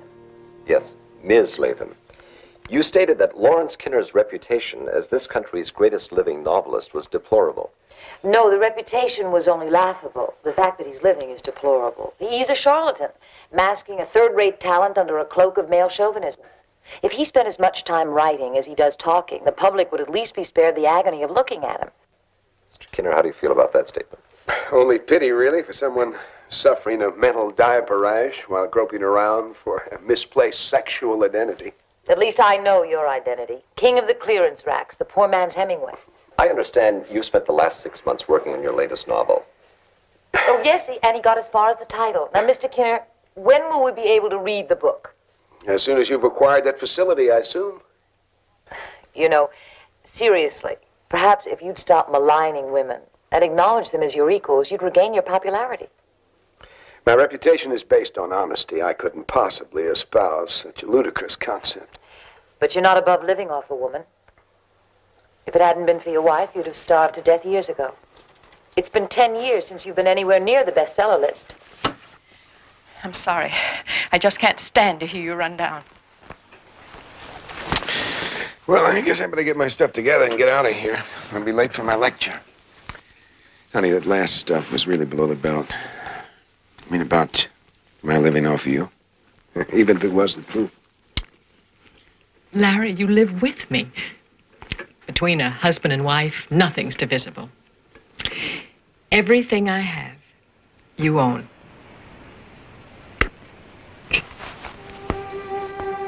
Larry.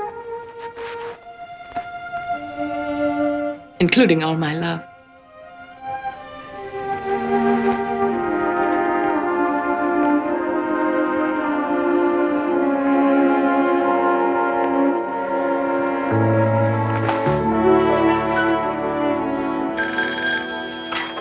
Hello. I love you. Love you? Did you see the show? That's very convincing. I was beginning to believe we really do hate each other. What a shock the public's in for. When we get married. How long, Larry? I'm not sure. Not sure? After all your planning? I told you, it's not easy. You're stalling, Larry. You've been stalling since the beginning. Don't you understand? Timing on this thing has to be just perfect. I'd be too suspect if anything goes wrong. I love you, Larry. I can't wait much longer. You won't have to wait long, I promise. Okay, I have to leave now. I'll talk to you later.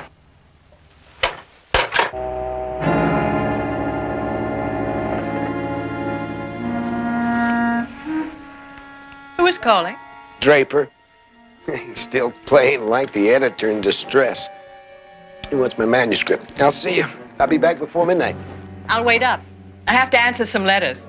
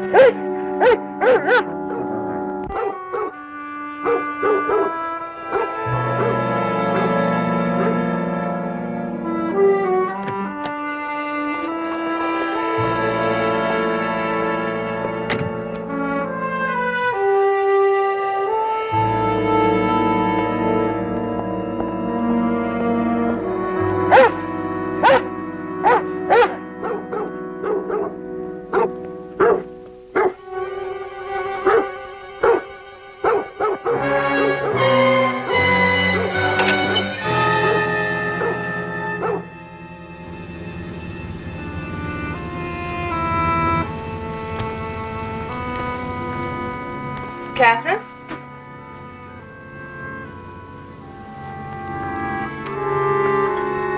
Who are you?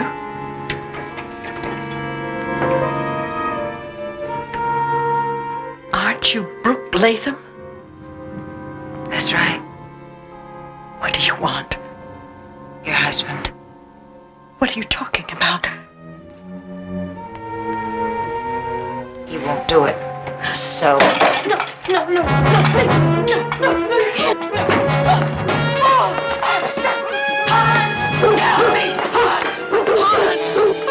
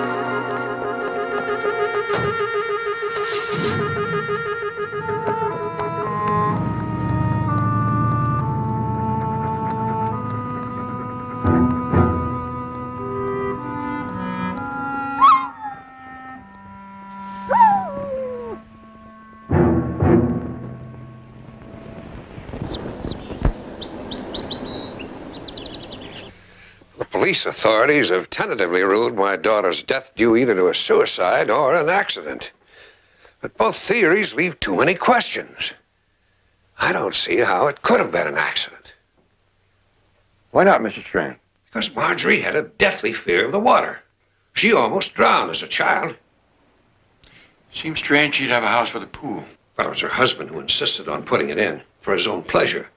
Marjorie'd go out on the patio sometimes, but she'd never go near the pool. Well, with a phobia like that, would seem to rule out accident or suicide as far as drowning is concerned. Did you tell all this to the police? Yes. They said that there's no simple rationale for suicide. Well, I understand that she was an invalid and had been suffering a great deal of pain lately. Yes, but she was too much of a fighter to ever contemplate taking her own life. Well, if that's true, there's only one other alternative.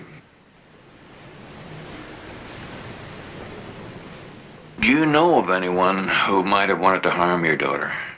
No, she had no enemies, and And what? fought with her husband. Well, I understand her husband was about 20 miles away at the time of your daughter's death, lecturing to a group of fans. Yes, it is. Just that Larry had become so erratic lately. His writing had suffered. Really? Never forget the first book of his. I read it about 10 years ago. Not a critic, but that man could really spin a yarn. Yes, but it's been downhill ever since. He was never able to write anything comparable afterward, even saleable. It got to the point where he had to keep his name alive with various publicity antics. As for money, my daughter was quite wealthy in her own right. That money now becomes his, Mr. Jones.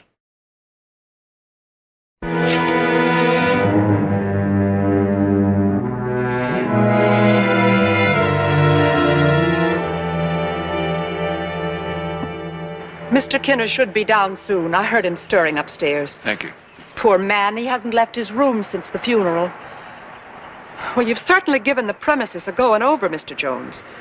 Are you looking for anything special? No, I just sort of beat the bushes and hope something flies out at me. Mr. Jones? The fellow on my phone said you'd be coming over. Oh, I'm very pleased to meet you. Isn't often I get to meet a famous writer in the course of my day's work. Yeah. I'm flattered that you think so. If I can be of any help in what you're doing here, just let me know. Well, yes, maybe you could be of some help. I found this over by that fence there. What is it? Well, it looks like a piece of a glove.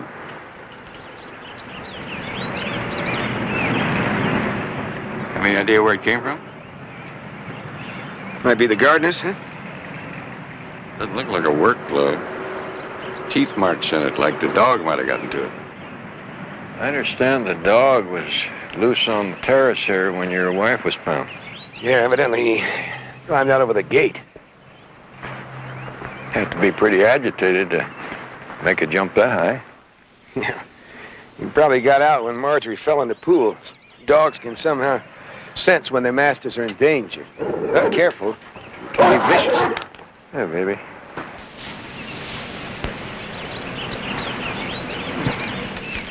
You have quite a gift with animals. He's never taken to me like that. That so? Seems a strange attitude for a dog to have to his owner. I'm not his owner. Belongs to my father-in-law. Gave it to Marjorie as a companion. It's like this dog has a kind of a lump over his left ear here. A lump? Yeah, looks like a contusion. Anybody struck this dog lately? Nobody in my house would abuse an animal. I know a very good vet. I think I'll call Mr. Strand, ask him if he'd like me to have the dog looked at. Okay.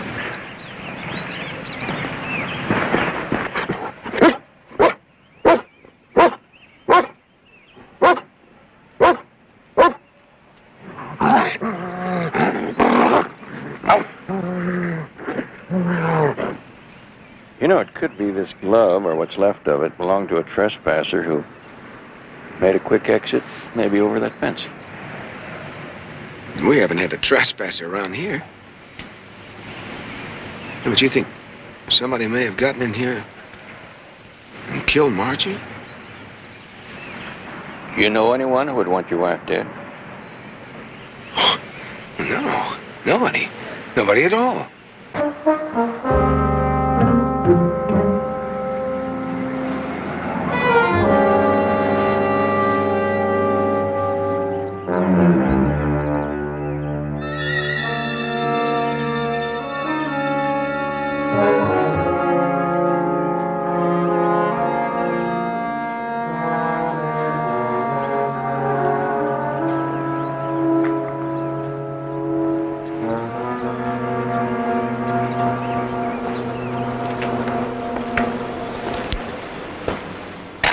Larry, I didn't hear you drive up.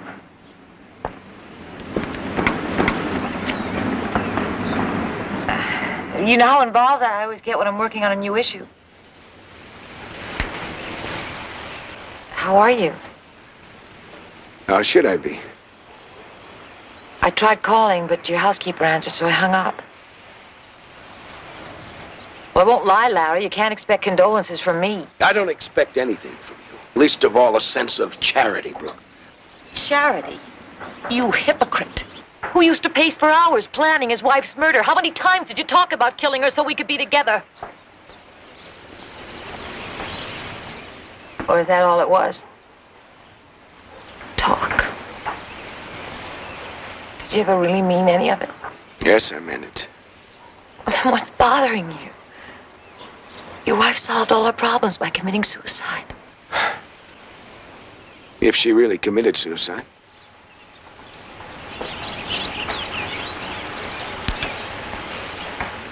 What do you mean, if?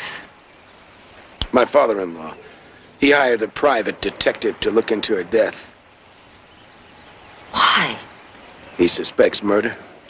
And I have a feeling the investigator does too. Does he have any evidence? Only a theory.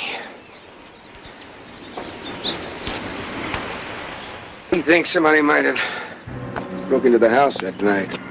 On the way out, got bitten by Marjorie's dog. Why are you hiding your arm like that? I'm not. I heard it the other day playing tennis. Can I see it? It's nothing. I shouldn't let me look at it! A cast from playing tennis? Or is he covering something else like teeth marks? Larry, now please. Tell me! You're hurting me! You tell me the truth! All right! I killed her! That's what you wanted, isn't it? What we both wanted.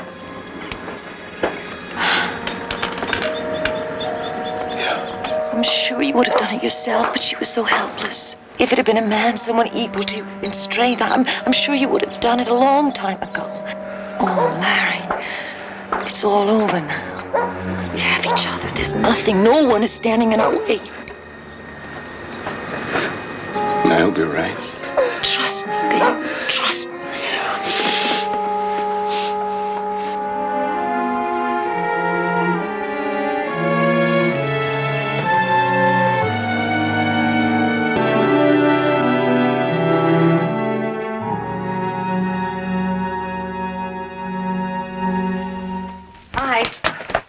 Have a nice walk? He had a nice walk. I just went along for the ride. What did vet say? Well, the lump behind his ear was caused by a blow. But the skin wasn't broken, so it was probably caused by a blunt instrument. That's what I figured. Did that piece of gloves tell you anything? Good quality leather, medium grain, probably belonged to a man. There's something about it I don't understand. What's that? Found this inside. Looked like a piece of broken fingernail. Painted bright red. Inside a man's glove?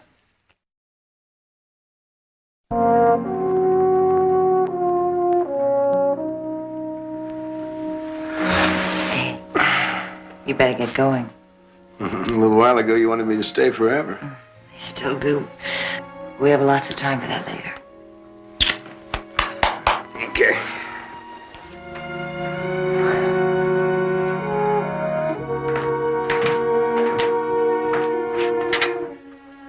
Well, hello. Hope I'm not intruding. Hi, Tom. Dr. Reston, this is Bert Shallert. Mr. Charlotte, nice to know you. Didn't realize doctors still made house calls. Well, I happen to be in the neighborhood, so I thought I'd look at Brooke's wrist and save her an office call. I'll talk to you later, Bert. Yeah, sure. Excuse me. Nice to meet you. Thank you.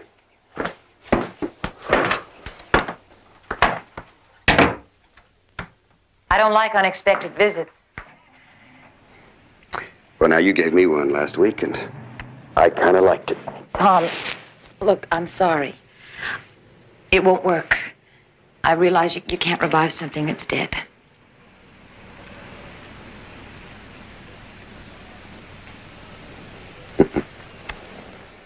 You've been conning me, haven't you, Brooke? What are you talking about? All the little bits and pieces are starting to fit together. Like that bit right there with Charlotte at the door. Brooke, I've seen Larry Kinner on enough magazine covers and television shows to know who he is. I mean, what do you take me for?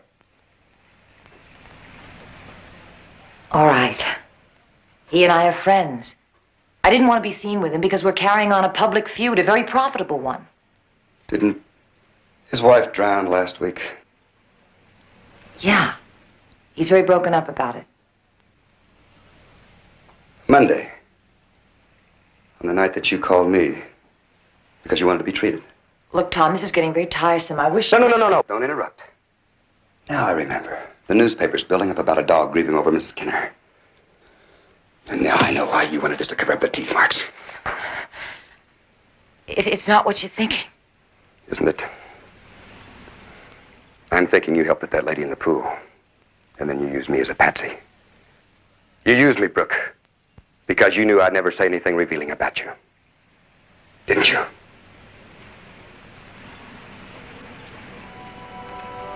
I only came to you because I needed help. Well, now, what am I supposed to do? Keep quiet? What do you want to do? Well, suppose we meet at my house tonight. For dinner. And we'll talk it over. All right.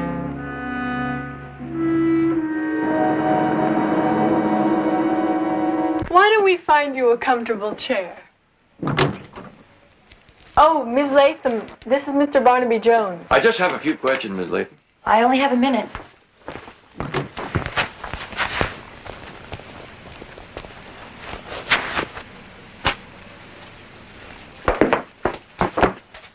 What can I do for you? I'm a private investigator hired to look into the death of Mrs. Lawrence Kinner. Yes, I read about her suicide. Seems to be some question of that. Why come to me? Because it's probable that Mrs. Kinner had a visitor about the time she drowned, and I wanted to talk to everyone who knew her or her husband. Well, I've never met Mrs. Kinner, and I have no connection with her husband, unless you're referring to our public controversy. I sure am. You know, I've been reading some of the topics of your television debates, and I gotta hand it to you. You really know a lot about your adversary. Know thy enemy, Mr. Jones. I do a lot of research, but I assure you it's nothing personal. That's rare. I have seen a lot of controversies in my time, and I have never seen one that wasn't personal. Well, for your information, the controversy is an idealistic struggle between a woman freedom fighter and a corrupt, egomaniacal bigot. Well, I can see you're certainly not in love with him. Love? Who could love that male sexist pig? Possibly a female one. Have you any idea who that might be? Mrs. Jones, I am sorry. Lawrence Kinner's love life, if it's possible for a man like that to have one, is of no interest to me. Can you beat that? I think that says it all. Well, seems he was friendly enough to pose for you. Well, that happened to be an existing photo. The chauvinist sign is superimposed. Oh, that's best superimposition I ever saw.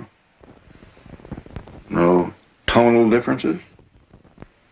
No lines of demarcation?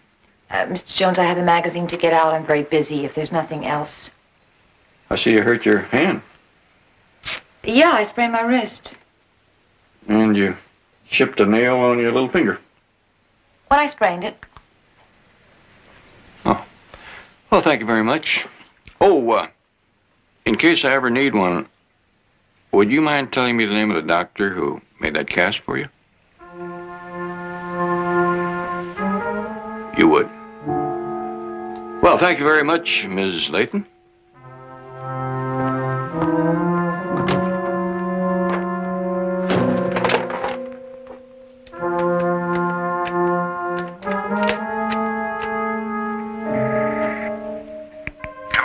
Larry, I'm glad I caught you. I just had a visit with that investigator. Jones? What do you want? He was trying to connect you with a woman. What do you have? Nothing, he was just fishing. I don't like it. Well, quit worrying about him. There's somebody much more important.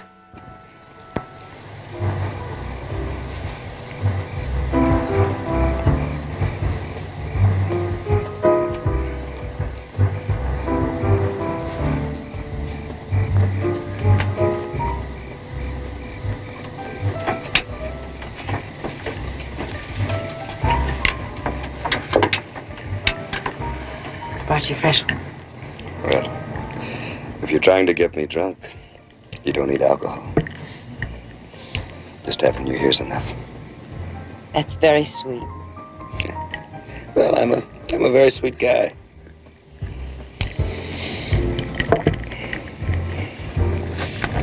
It's true. I've never ever stopped loving you. Not ever. But now you're gonna be mine, aren't you? If that's what you want. That's what I want, Brooke. More than anything. Come here. What do you see out there? Out a dark sky. Some stars.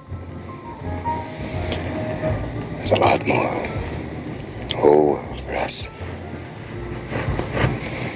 We're gonna take a trip. Maybe Hawaii, Japan. Just you and me. Get to know each other again. Like it used to be. And you're gonna forget all about Larry Kenner. That's not going to be very hard. I bet a chick dinner. Okay.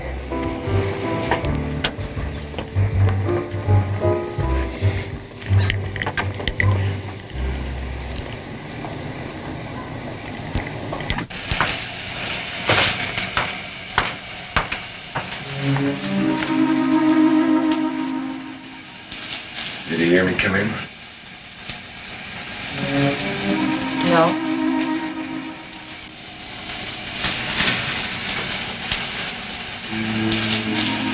Do it now.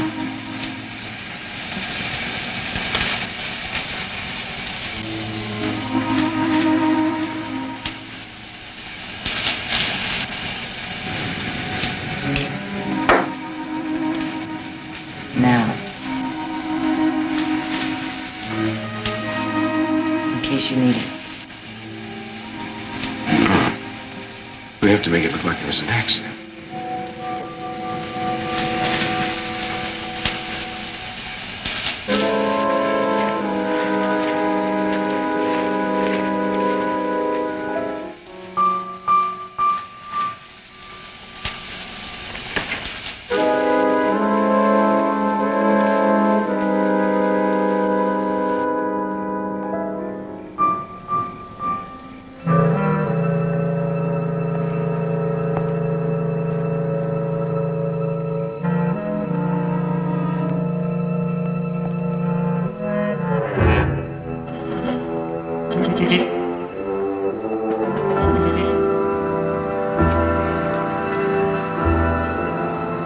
Well, Brooke, I was just thinking. It was all in it.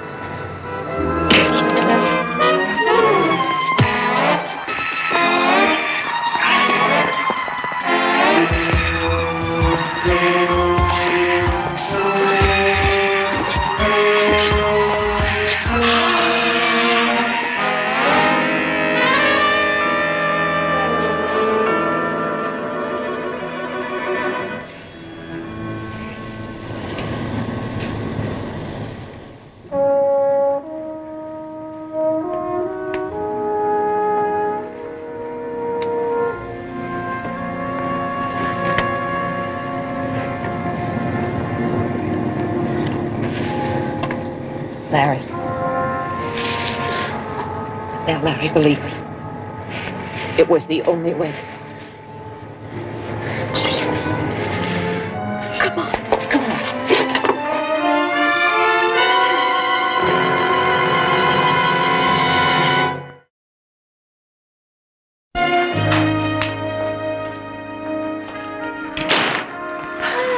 Are you still going over that information I gave you on Kinner? For the 5th time, and I'll tell you something.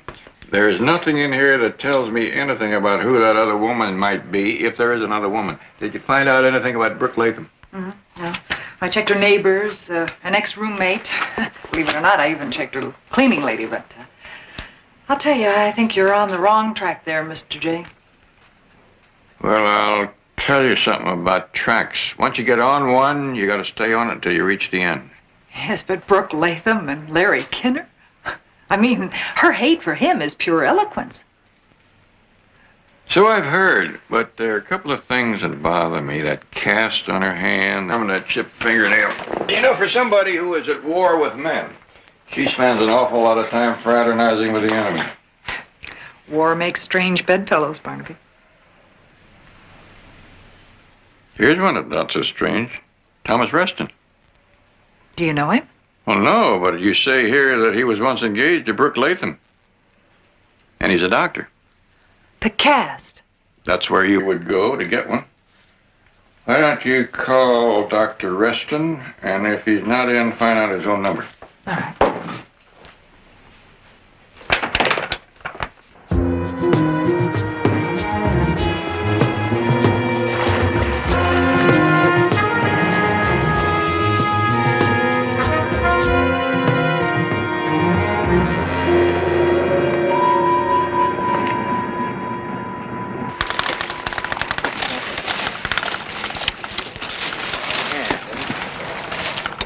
Well, it might have been an accident.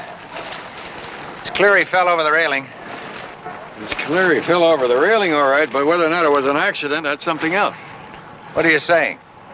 I'm not sure, but it seems to be the one thing a man would know about his own house, is, especially if it was perched on a cliff like this, is how far he can lean over his terrace rail.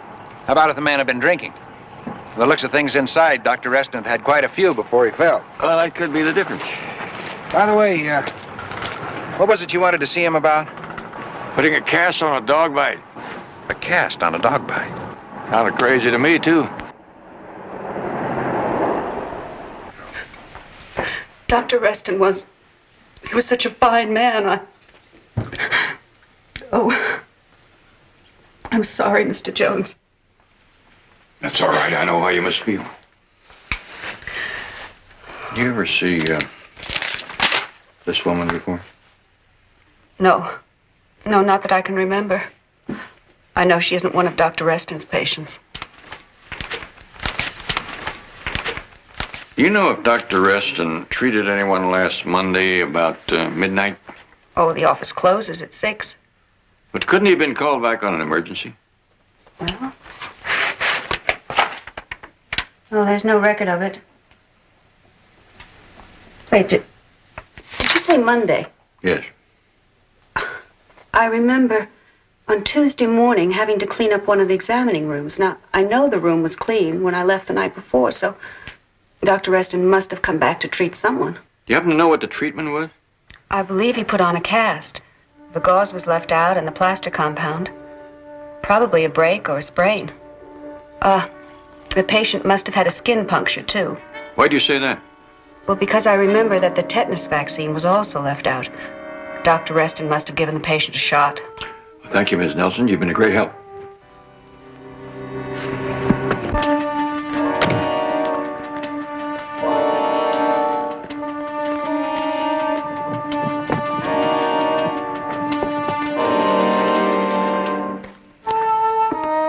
Stay back. Morning. Morning, Mr. Jones. What are you doing here? Well, I went by your house. Your housekeeper said that you were out riding, said I might find you here. What can I do for you this time? You know a Dr. Thomas Reston? I should. I was once engaged to him. But I'm sure you've already learned that. What about him? He's dead. How'd it happen? Seems like he had a few drinks and fell off his terrace. Tragic. Why did you feel you had to bring me the news personally? You never did tell me who put the cast on your arm. That's right, I didn't. Why is it so important? Dr. Reston made a cast for somebody on Monday night. Doctors do make casts. He also administered a tetanus shot. Could have been for a dog bite. Well, you seem unsure. I take it there was no record of the treatment? Not a jot or a whittle. That's too bad. That's the first thing we've agreed on. Fine looking animal.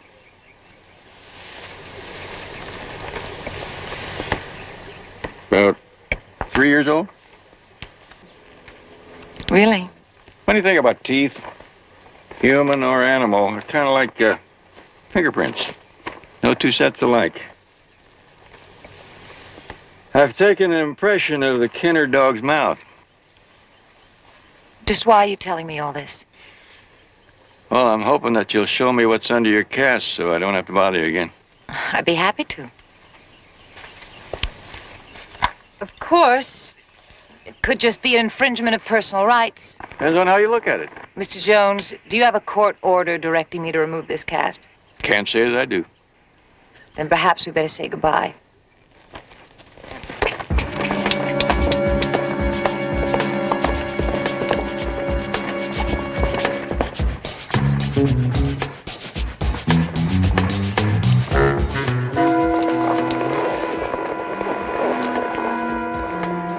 Could you hear? Yeah.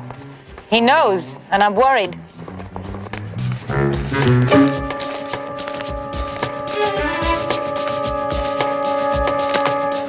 Good morning. Hello. Did you just rent Miss Latham a horse? Sure did. Was she alone? Nope. She had a man with her. Yeah, that's the fellow that rode out with her. Anything wrong? Oh, thanks.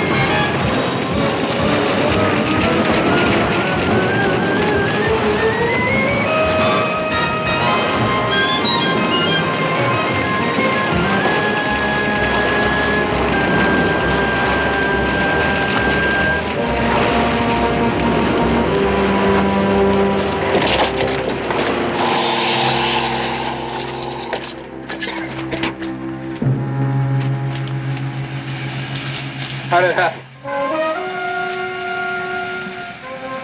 Somebody didn't read this.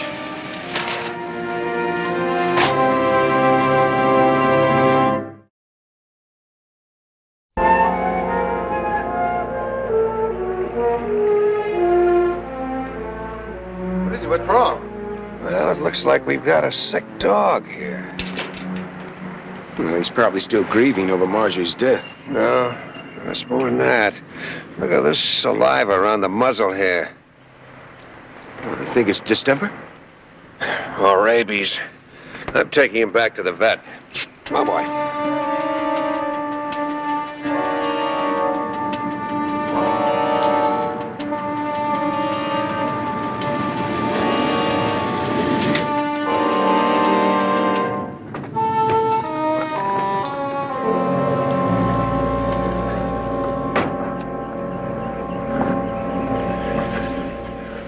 Mr. Jones. Thanks for your help, Mrs. Train. I hope this works.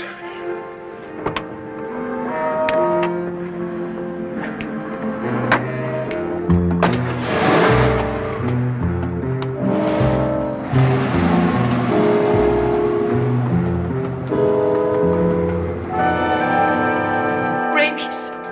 I thought I'd better tell you right away. Oh, Larry. Take it easy. I still can't see how the dog could have been exposed to rabies. Find out, call the vet.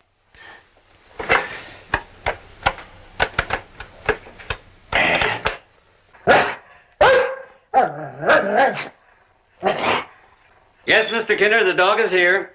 Any diagnosis? Well, the dog is under observation, and then we're going to run some tests. Well, look, can you do those tests now? Well, I don't understand the urgency. Has the dog bitten anybody? Well, no, but We'll have some results for you in a day or two. Yes, I'll keep in touch. Thanks, Doc. Thank you very much. That dog is rabid. I've got to have treatment right away. there are gonna be questions asked wherever you have it done.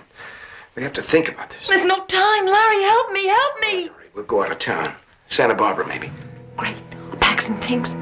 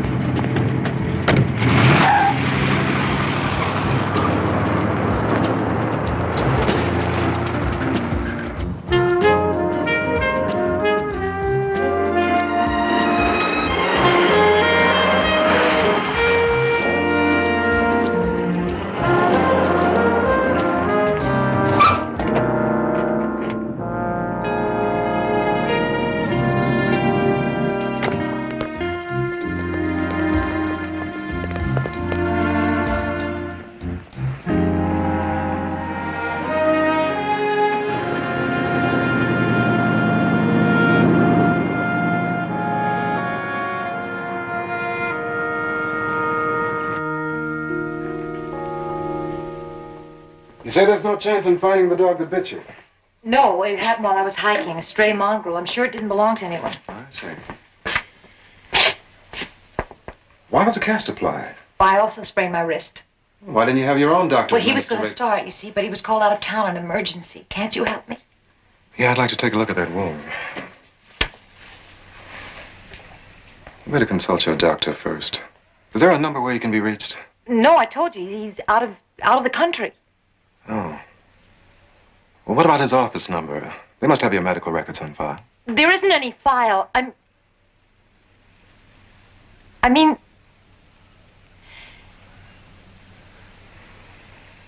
I better get this okayed. You? I'll be right back.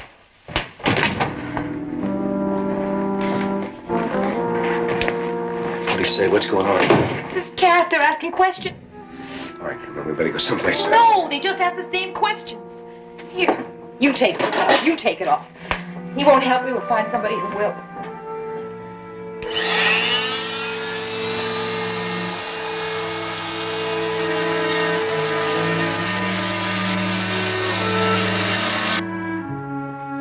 Doctor, that patient who just came in a few minutes Excuse ago. me. I'm a private investigator. Where do you have that patient? First examining room on the left. Why? What's wrong? Call the police and clear the area.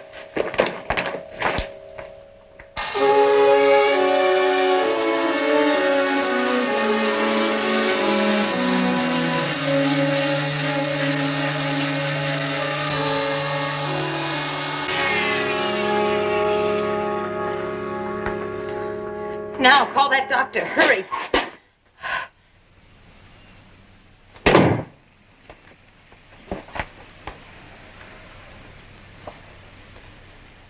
Now let's have a look at that wrist. It was a trick. That dog didn't have rabies. Not unless you gave them to him. How'd you find out? The case is like a kaleidoscope, Mr. Kinner.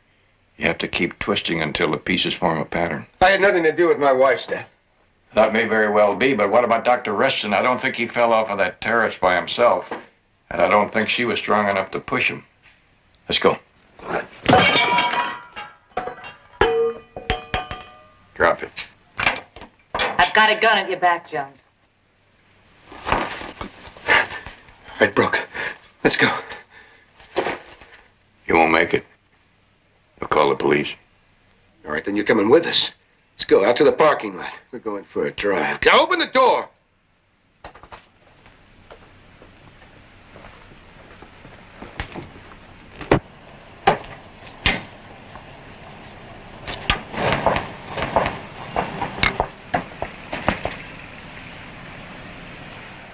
Larry, wait, you coward!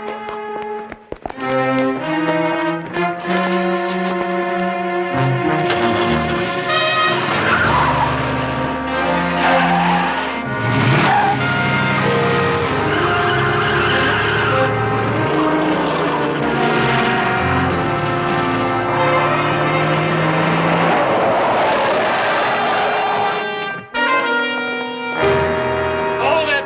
Freeze!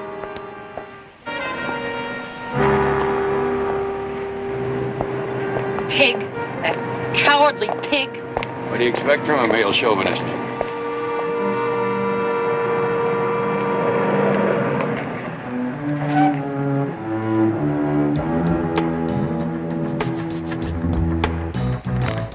Thought I'd bring Hans back to you. Did Larry confess? Yes, to everything. How could he do it? Mr. Strand, do you know how a Venus flytrap works? The victim is drawn in by sheer beauty and seductiveness. Your son-in-law was a very weak man. Well, thank you, Mr. Jones. You've done a good job. Couldn't have done it without Hans. We make a pretty good team.